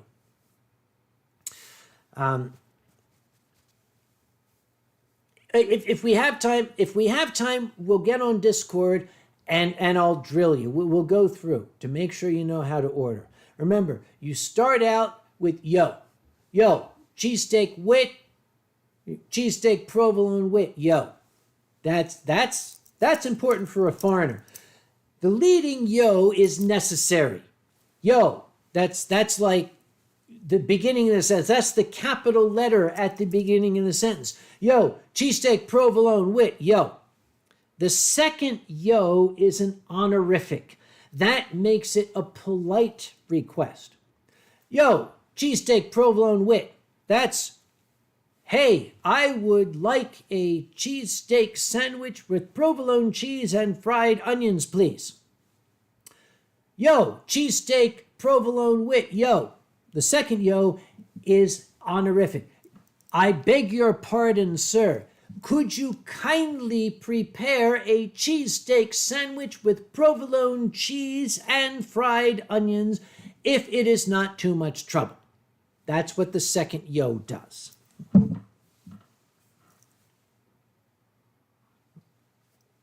You got it. Yo, cheesesteak, provolone, wit, yo. And wit, not with, yeah.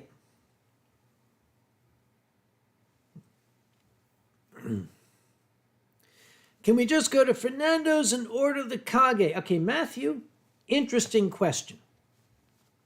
It is officially Pizza Parma, but they still understand Fernando's. If you go to Pizza Parma and order the Kage, it's not on the menu. They're going to make you a lasagna wrap, which is my favorite ass thing to have in Pittsburgh. Even better than a Primanti Brothers sandwich. Sorry, sandwich. I said it wrong. Even better than a Primanti Brothers sandwich. Yeah, you go to Fernando's, that is Pizza Parma on Liberty, and you say, I would like a Kage. They're going to make you a lasagna wrap. Now, I'm not making this up. When Fernando was there, he had the lasagna wrap on the menu. It basically is a wrap. They add a layer of mascarpone cheese. They add Italian sausage, and they slather it with wit. They slather it with marinara sauce, and then they roll up the wrap. They put some mozzarella cheese on the top, and they bake it. That's the lasagna wrap. It sounds very simple, but it is like a party in your mouth, and everybody is invited. I said mouth, didn't I? Okay, I'm slipping too far into Philadelphia. I'm wearing the classy hat. I got to get back into the class here. Yeah.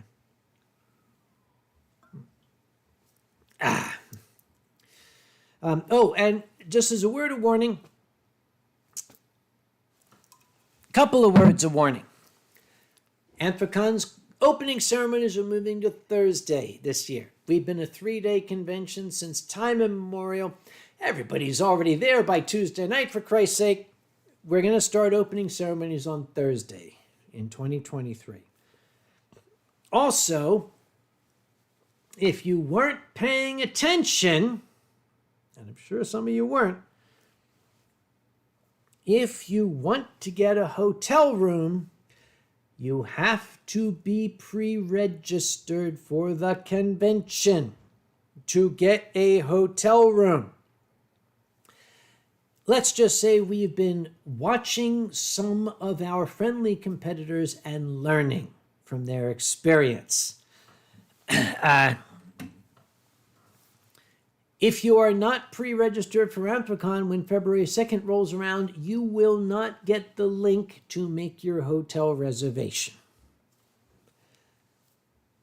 I can't say it any plainer than that. You must pre-register, and you will get the link to make your hotel reservation. If you are not pre-registered, oh well, doesn't work that way.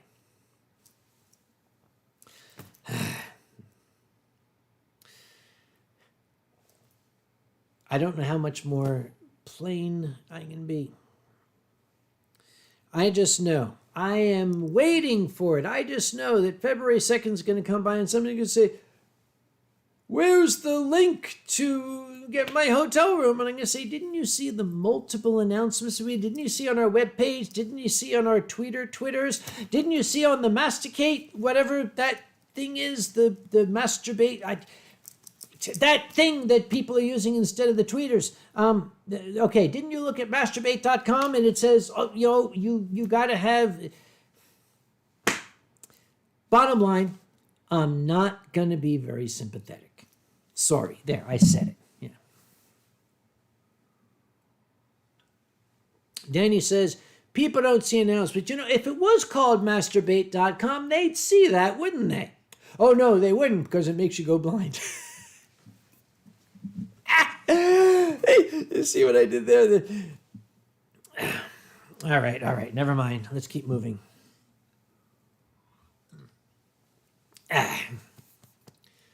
Thomas Fuchsbelt, really? Thomas, didn't your mom ever tell you that? Oh, God, when I had an ischemic episode a number of years ago. a stroke, basically. It's fine now. It happens when you get old. It just woke up and I couldn't see out of my left eye. Everything down here is like, what the shit? What's going on here? And still, okay. In case you don't know, if you come up, if you're less than 5 feet tall and you come up to Uncle Kage on this side, he's not going to see you because I can't see anything down here from like halfway down. You know, age happens. I went to the doctor, and the doctor said, "So what brings you in today?" And I said, "Well, I'm going blind." And he said, "Oh, your mother was right." And I said, "Yeah, she was." "Can you give me a hand with it?" He said, "Oh, you're not my type."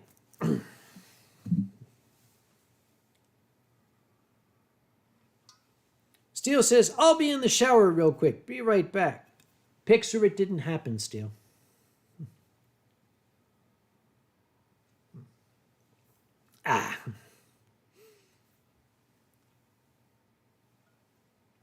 I think it's time to go back to the Glühwein cam. Actually, wait a minute. Let me check the temperature. Maybe it cooled down too much. Maybe I need to...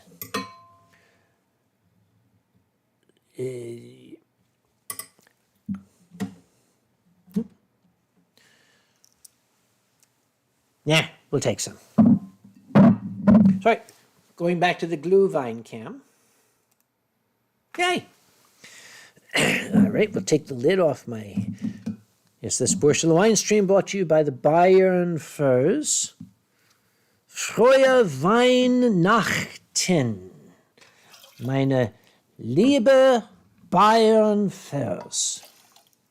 For those of you who do not speak German, those are the furries of Bavaria. Okay, we're getting down to the... I can see the cinnamon stick now. Maybe I need... At some point, I'm just going to be picking this whole thing up and like dumping it in my mouth, I'm sure.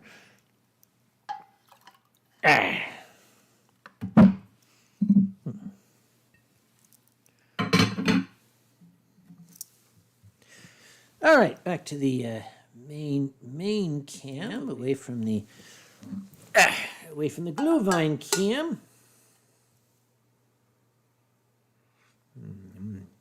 Yum, yum, yum, yum, yum. Yep. Making sure nothing dripped onto the brand new sofa, which I paid a lot for and which is covered with towels here, just to be sure.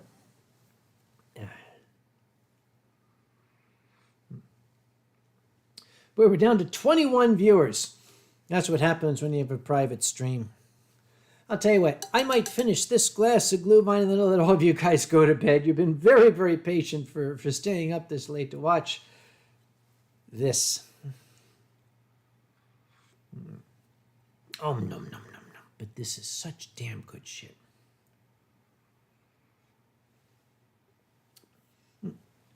Once again, this portion of the wine stream is brought to you by our wine cellars of Pittsburgh, Pennsylvania, who made this amazing Glühwein that I added my additional additions to with the citrus and the stuff. Yeah. Okay. Matthew Otter says, "I'm glad that you and Grandma are in North Carolina right." Well, the weather sucks in North Carolina right now. I don't know how to take that. And Danny tells me that apparently even the Brazilians are now calling the Brazilian barbecue the meat faucet. That actually comes from my dear old friend Benny the Tiger. Benny was the first one to coin the term the meat faucet. And if you don't know what we're talking about, if you go to a Brazilian barbecue, they basically just start bringing you cooked meat on a sword. They stab the meat with a sword, they cook it, and they bring it to you, and they shave off a piece, And the guy walks away. Then another guy comes up with a sword and shaves off meat and puts it on your plate, and he goes away. Then another guy walks up. They keep doing this until you turn off the faucet and say, I do not want any more meat.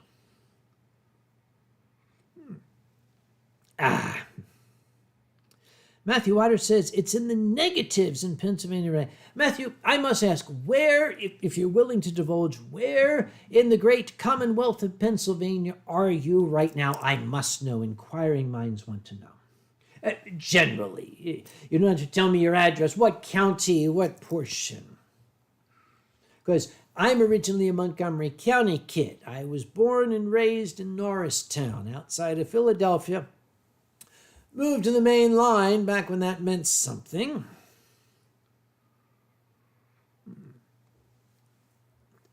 Oh, boy. That went down the wrong way. Pardon me. Almost came up my nose. Another sign that maybe we're coming to the end of this stream.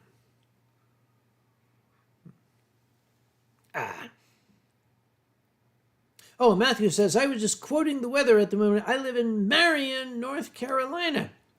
Funny that. I used to live in Upper Marion, Pennsylvania. That doesn't mean anything to nobody who lives here. Walaka says, Philadelphia, you lived in cream cheese? Yeah, it's like we never heard that one before, all right? Oh, and Mama T says, finishing off a bottle of Dasai 39. It is indeed good stuff. Once again, I must thank Mama T. The last stream, Mama T brought a bottle of Dasai Beyond, the holy grail of sakes, and we enjoyed that here together.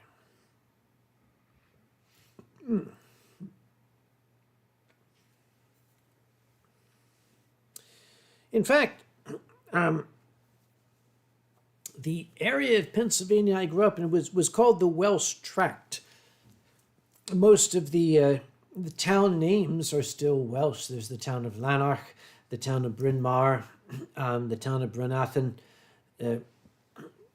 I was taught as a child that the vowels of the English language are A, E, I, O, U, and sometimes Y and W. But where it was not Welsh influenced, it was German influenced. There was a very, very heavy German presence in the colonial era in my part of Pennsylvania. That part of Philadelphia is still called Germantown. One of the favorite watering holes in a town near where I grew up was called Trappe. It was called Trappe because it was a bastardization of the German word Treppe, the stairs. Apparently, this old bar had a long set of stairs leading up to it. And the story is that the men would tell their wives, I'm going to the stairs. They wouldn't say, I'm going to the bar. They say, I'm heading to the stairs. And that town to this day is still called Trappe in Pennsylvania.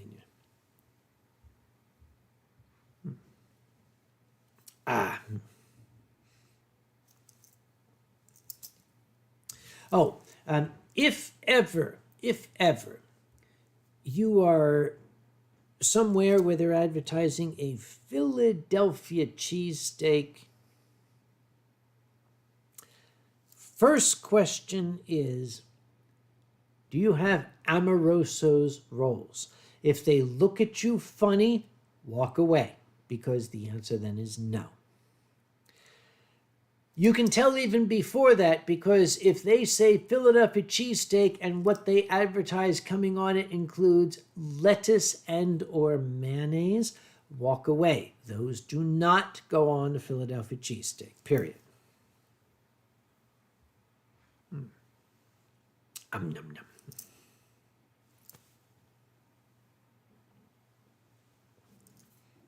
Quack Quack Honk says they're not supposed to drink. I'm so sorry, QQH. I didn't know that. I'll have yours. It's fine. We'll take care of it. Don't worry. So I'm beginning to think more and more, when this particular glass of Glühwein is done, this special invite-only holiday stream, I think, will also be done. I'm going to have one more look to see if we had like any late registering. Oh, good, we did not. What am I trying to say? Patrons, yes, that's the word, yeah. Oh, Quack Quack honks the designated driver. That's fine. I will definitely have yours then. Yeah. So once again, look at the thing at the top of the chat, unless the chat's down here. Yeah.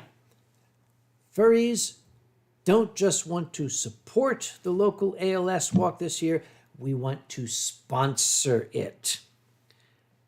In other words, we want to stand shoulder to shoulder with these big mega corporations. They get their money from, I don't know where the hell, their shareholders, whatever. We get our money from our community. I want to outspend those big mega corporations so that I can throw down the gauntlet at the walk and say, look what a bunch of stupid sons of bitches in dog costumes were able to do. We embarrassed the shit out of you. Next year, maybe you should step up. And they'll hate me. And that's fine, because if they increase their donations, and that increase in donations helps to unlock the puzzle of ALS, I'll die a happy man, because I won.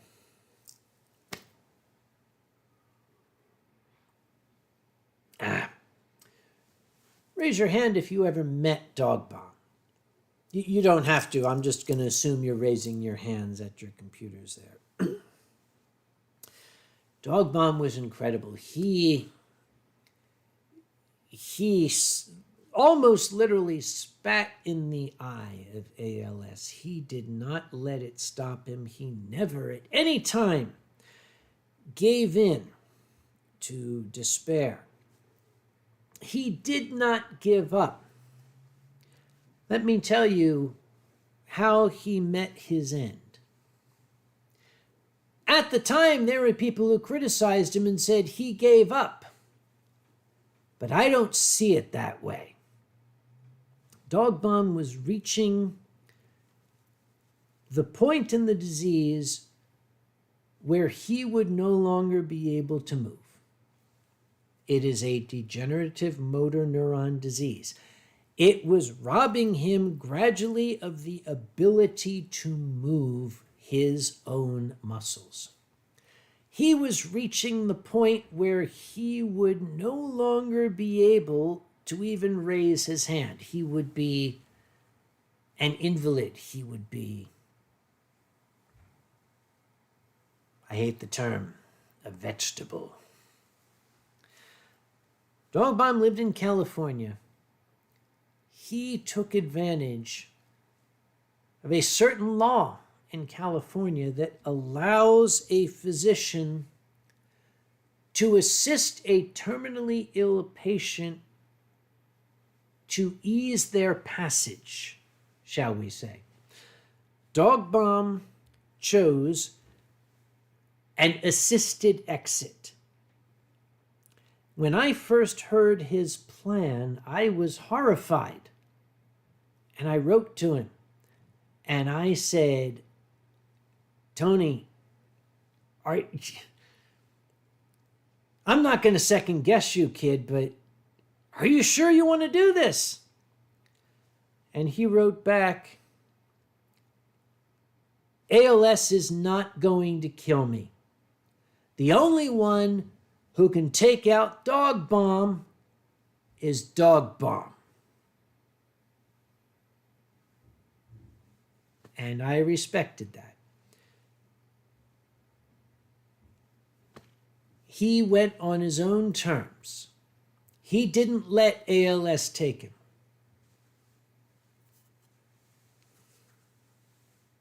That's to you, Tony. We are going to beat this thing. And we're going to do it in your name.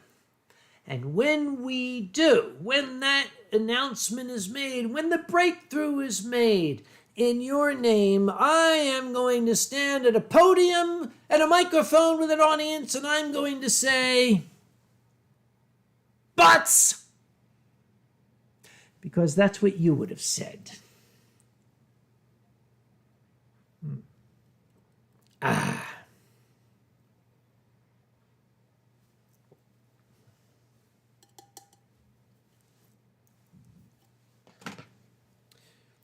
And again, I was to have had company tonight. I am now reaching the should I be worried point. What the hell? Oh, you have an appointment at your family physician at confirm text yes. Stupid fucking technology. All right, yeah, I fucking confirm it. I'm in perfect health. The doctor asked me if I drink alcohol. And I said, periodically. He didn't ask any more questions. I answered his question. Do I drink alcohol? Yes, periodically. Entering the third period. Here we go.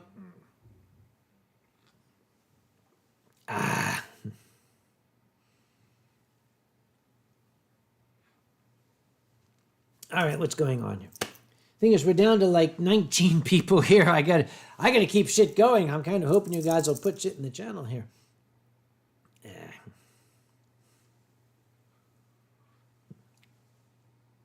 Oh yes, at Brazil Fur Fest they had a street sign, Rua Dog Bomb.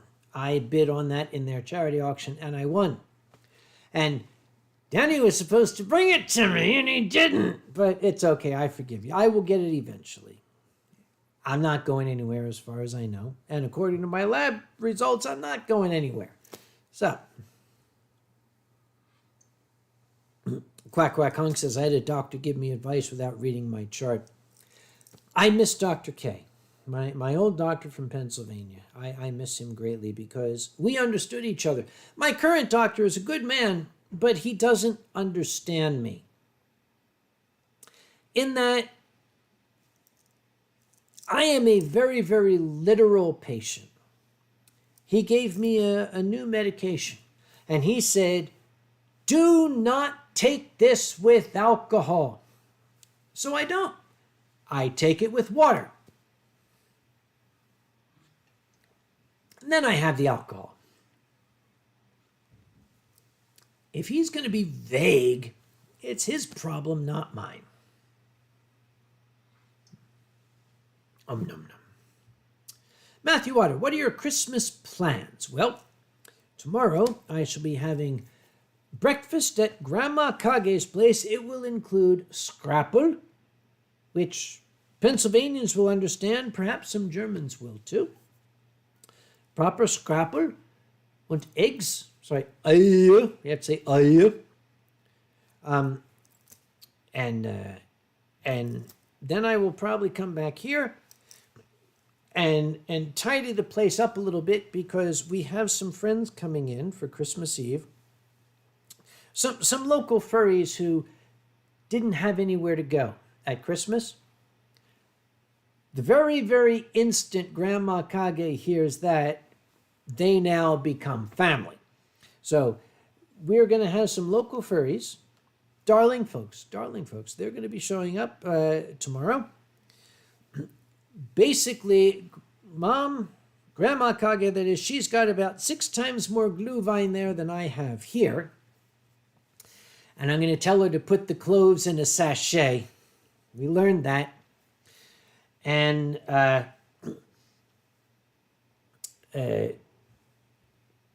pretty much that's it. We're just going to drink glühwein. Oh, we're going to put on Christmas Carol Goes Wrong. We're going to put on the Goes Wrong show, the 2 Christmas episodes. possibly even the Alistair Sims version of A Christmas Carol, and absolutely a Christmas horror story. Absolute Christmas favorite, until we all throw up on each other and pass out. Some folk may come back here to spend the night on my brand new sofa, which I have here, which will be covered with even more towels because it's brand new. I don't want people sleeping on it, for God's sake. That's why I'm wearing the big overcoat, because it's new.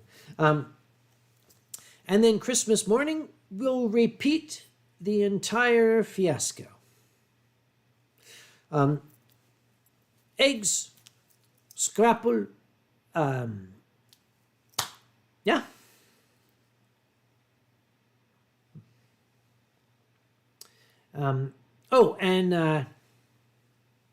At some point, I have my work computer. I put a bunch of experiments onto the instruments today. I should probably check them. It's a scientist thing.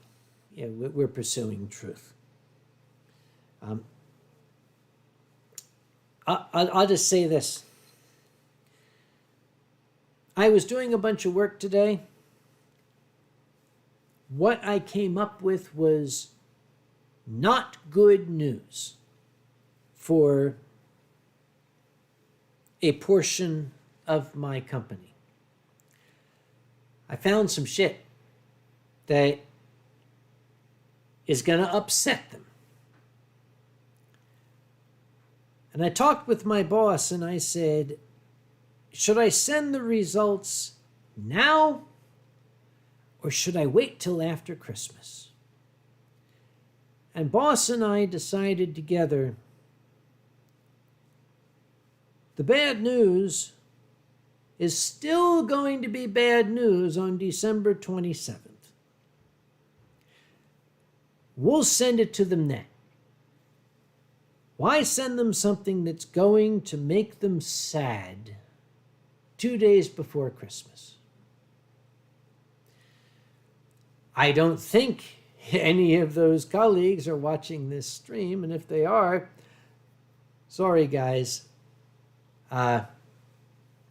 What you asked me to look for, I found.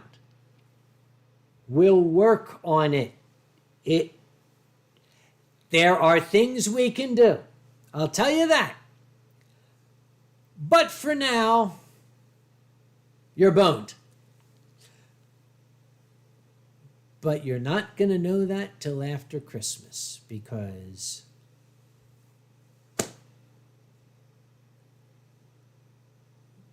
you don't need to.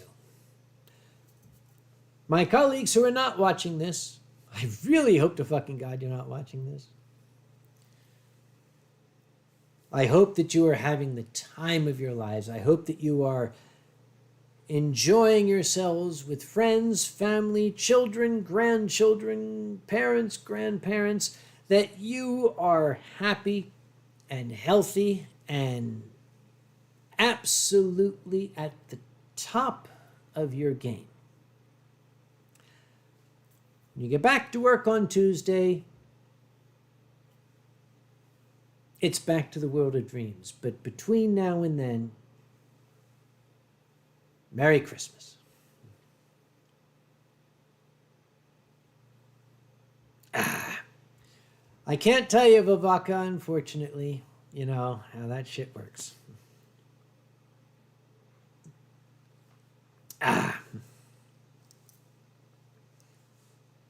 What's going on? You know, when I drink a lot, my vision, particularly down here, you notice when I look at it, I have to look more this way. What's going on here? Alkali confirmed he's coming to BFF. Alkali's going to Brazil Fur Fest. Now what? Will I need more Caipirinhas vouchers? The answer, Danny, is yes. I can do 14. Alkali could probably do 30 in a night before he's done. I'm just guessing. Yeah. Oh, Steele says, 3 of the companies I applied at sent out their rejection and acceptance email today. Got accepted at 2 and rejected at 1. Fuck that one. And found the timing kind of funny.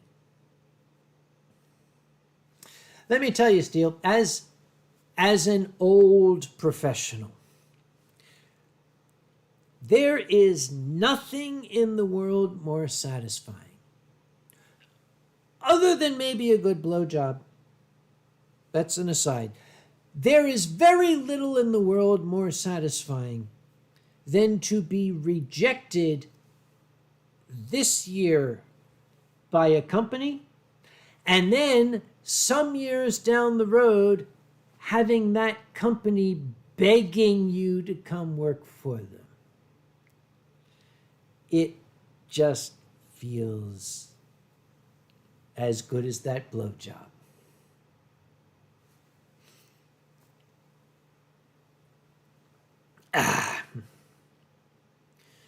Danny says, 30, we'll spend our entire budget on alcohol. Okay, Danny.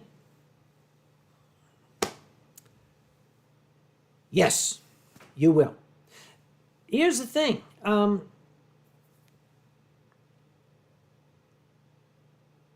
You invited Alkali. Alkali is like an alcohol sponge. I have limits. I don't think Alkali's got limits. However, I will say this. When you invite Alkali to a convention, if you have to blow your budget on getting him alcohol, it is an investment that will pay off. Alkali is an amazing performer. He is a crowd pleaser. As a guest, he will work himself to exhaustion to make sure that you get your money's worth out of him. I cannot say enough good things about my dear friend and colleague Alkali. It's also very, very good to understand his drinking habits. Let me explain. I was at his place. I had brought him from Mexico a bottle of tequila. And I gave him that bottle of tequila. Alkali, we should drink together. I'll have wine. You can have the tequila. And I watched my old friend. And I waited. With practiced eye, I waited until I saw the moment when I said, oh, Dan. Called him Dan. That's his name. I'm in so much trouble. He said, what's wrong? And I said, well, I don't have anyone able to help me plan the logistics of Anthracon's block party in 2023. I don't know what I'm going to do. There's too much for me to do myself, but I haven't found anyone that is willing to step up to the position. And he said, that's not a problem. I'll help you with that. I said, will you? Oh, great. Let me give you some emails here. Let me give you some. Okay, here you go. I'll get you started. Okay, I'm going to turn you loose. Bye. Again, did I say that out loud? I'm pretty sure I meant to just think it. Alkali's not going to watch this anyway. It's okay. Yeah.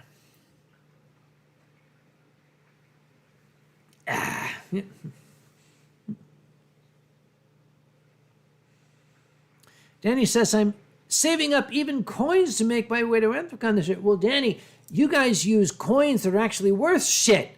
You've got coins that are like that. You got like the 1,000 reais coin or something. You got a coin you could buy a house with. Here in the United States, the only coins you can't even put in a video game anymore. You got to put like 8 of them in a video game, for Christ's sake. Your coins are worth more than ours are. Oh boy. Tell you what. Local time is 7:44. We started this at 5. Let's say we call it a night at 8 in 16 minutes.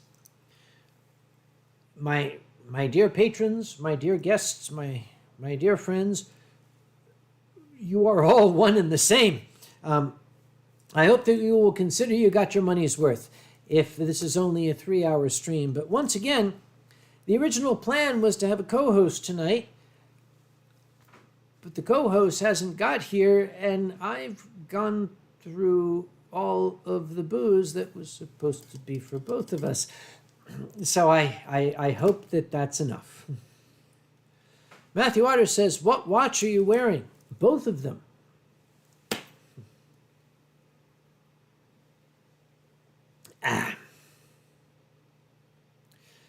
Keto Dragon Fox says, who is supposed to be your co-host? I will show you. Here's the folk. Kofu was supposed to join me tonight. Kofu he's very, very busy. He's got, by the way, here's Bonbon. Yep. Kofu is going to be sitting right here. This is my new sofa. This is my new sofa, by the way. See it? Yeah.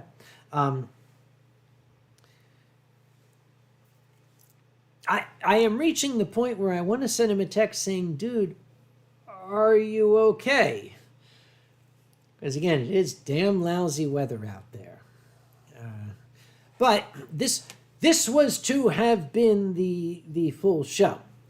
Kofu is the Taiwan lion. Remember, the Taiwan, whatever. The lion from Taiwan. Which is a country. I can say that because he's not here. Taiwan's a fucking country. He can't say that, but I can say that. All right, let's get back to this shit here.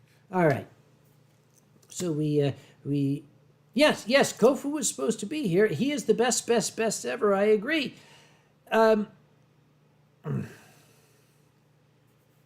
Vovaka, the mattress was replaced. So I got the new sofa and I got a new mattress. The mattress was 28 years old, or would have been 28 in January. I didn't think there was anything wrong with my mattress, but the doctor told me to get a new mattress. The same doctor who said not to take my medications with alcohol. Okay, whatever the hell. So I got a new mattress. And when they were taking the old mattress away, they were taking it down the hallway here. And I noticed that the mattress was kind of shaped like an hourglass. I mean, profoundly shaped. I didn't notice that when it was lying flat, but when it was standing up, it was shaped like that. Well, now I have a mattress which is very rectangular. My back doesn't hurt yet. We'll see. We'll see how it works. Yep. Okay, so yes, at the top of the hour, we're going to call it a night. And Vovaka says, I was literally a fetus when that mattress was produced. Yes, you were barely a smile on your mother's face and an expectant leer on your father's, right? Yeah. Matthew Otter says, you need to find a furry doctor, buddy. Matthew, we have one. My esteemed brother-in-law, Dr. John Mulvey. He is Anthracon's unofficial medical consultant. You may have seen John. Older gentleman, usually wearing a khaki vest, who materializes out of thin air at Anthracon when somebody needs help. John is a force of nature, and my hat is very much off to him. He's my brother-in-law. Yeah, I make fun of him. I say mean things about him, but there are few people on this planet that I admire more than my dear brother-in-law, John. He is an incredible fellow, and I am very, very glad that my sister married him and not that piece of shit she was going with before she met him. Oh my God, I could tell you stories, but that's for another day.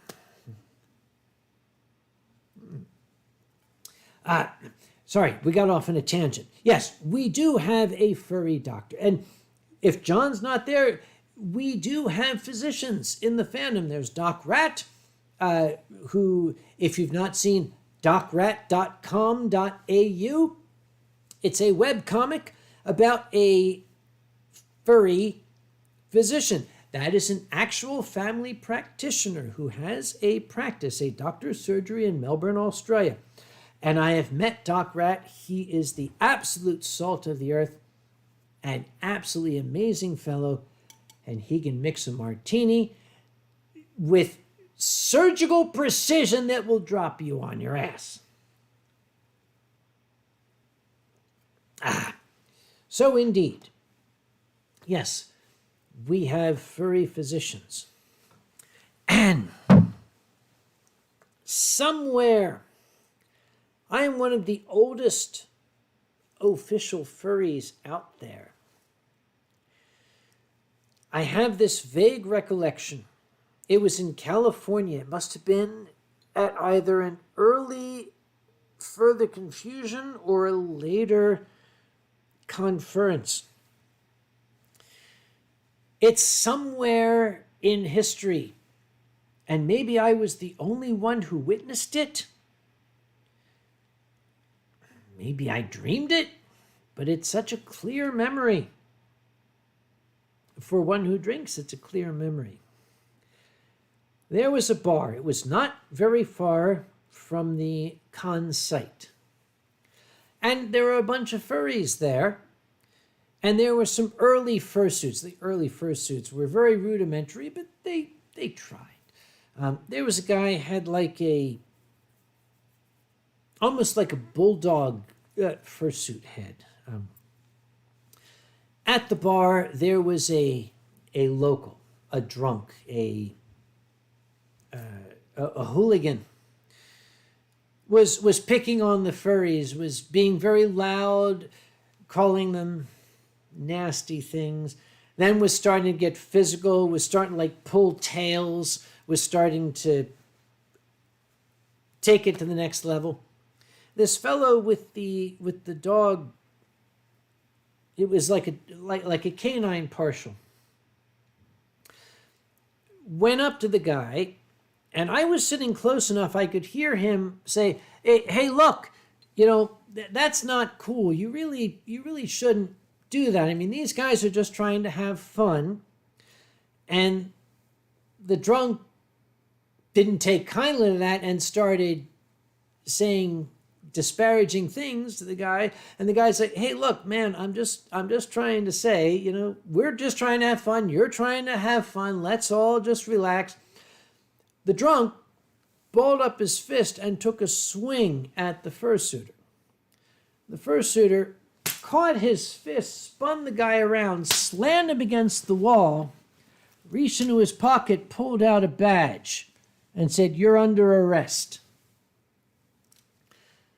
Now, this was many years ago, 25 plus years ago. Nobody else remembers it. I know, I fucking saw it. And if that fursuiter with the badge is there, I really would like to meet you, because I would be beyond honored to let you buy me a drink at Anthrocon. Please contact me.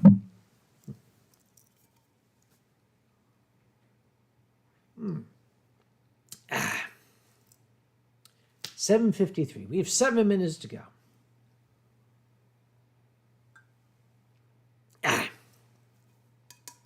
I'm enjoying this. I'm enjoying my house. I've got friends and family coming tomorrow. We're going to have a warm, wonderful time. Many of you will also have a warm and wonderful time with friends and family. I do want to point out there are folks in certain parts of the world who will not be warm, who may be missing friends and family.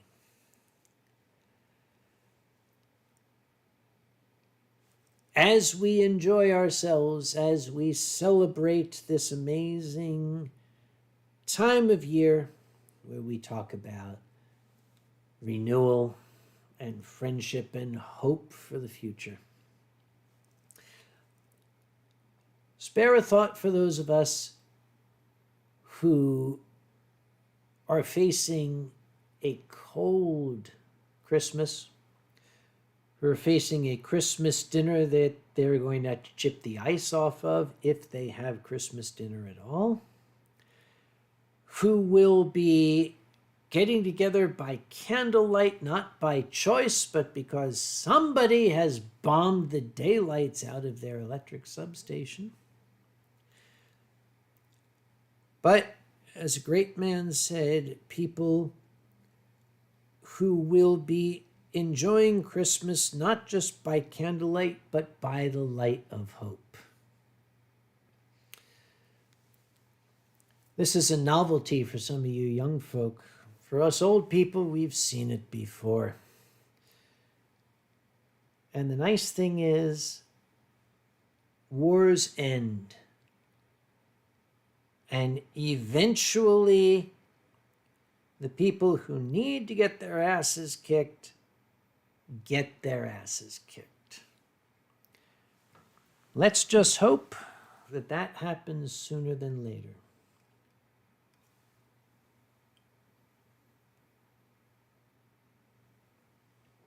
Charles said it very well. Slava Ukraini.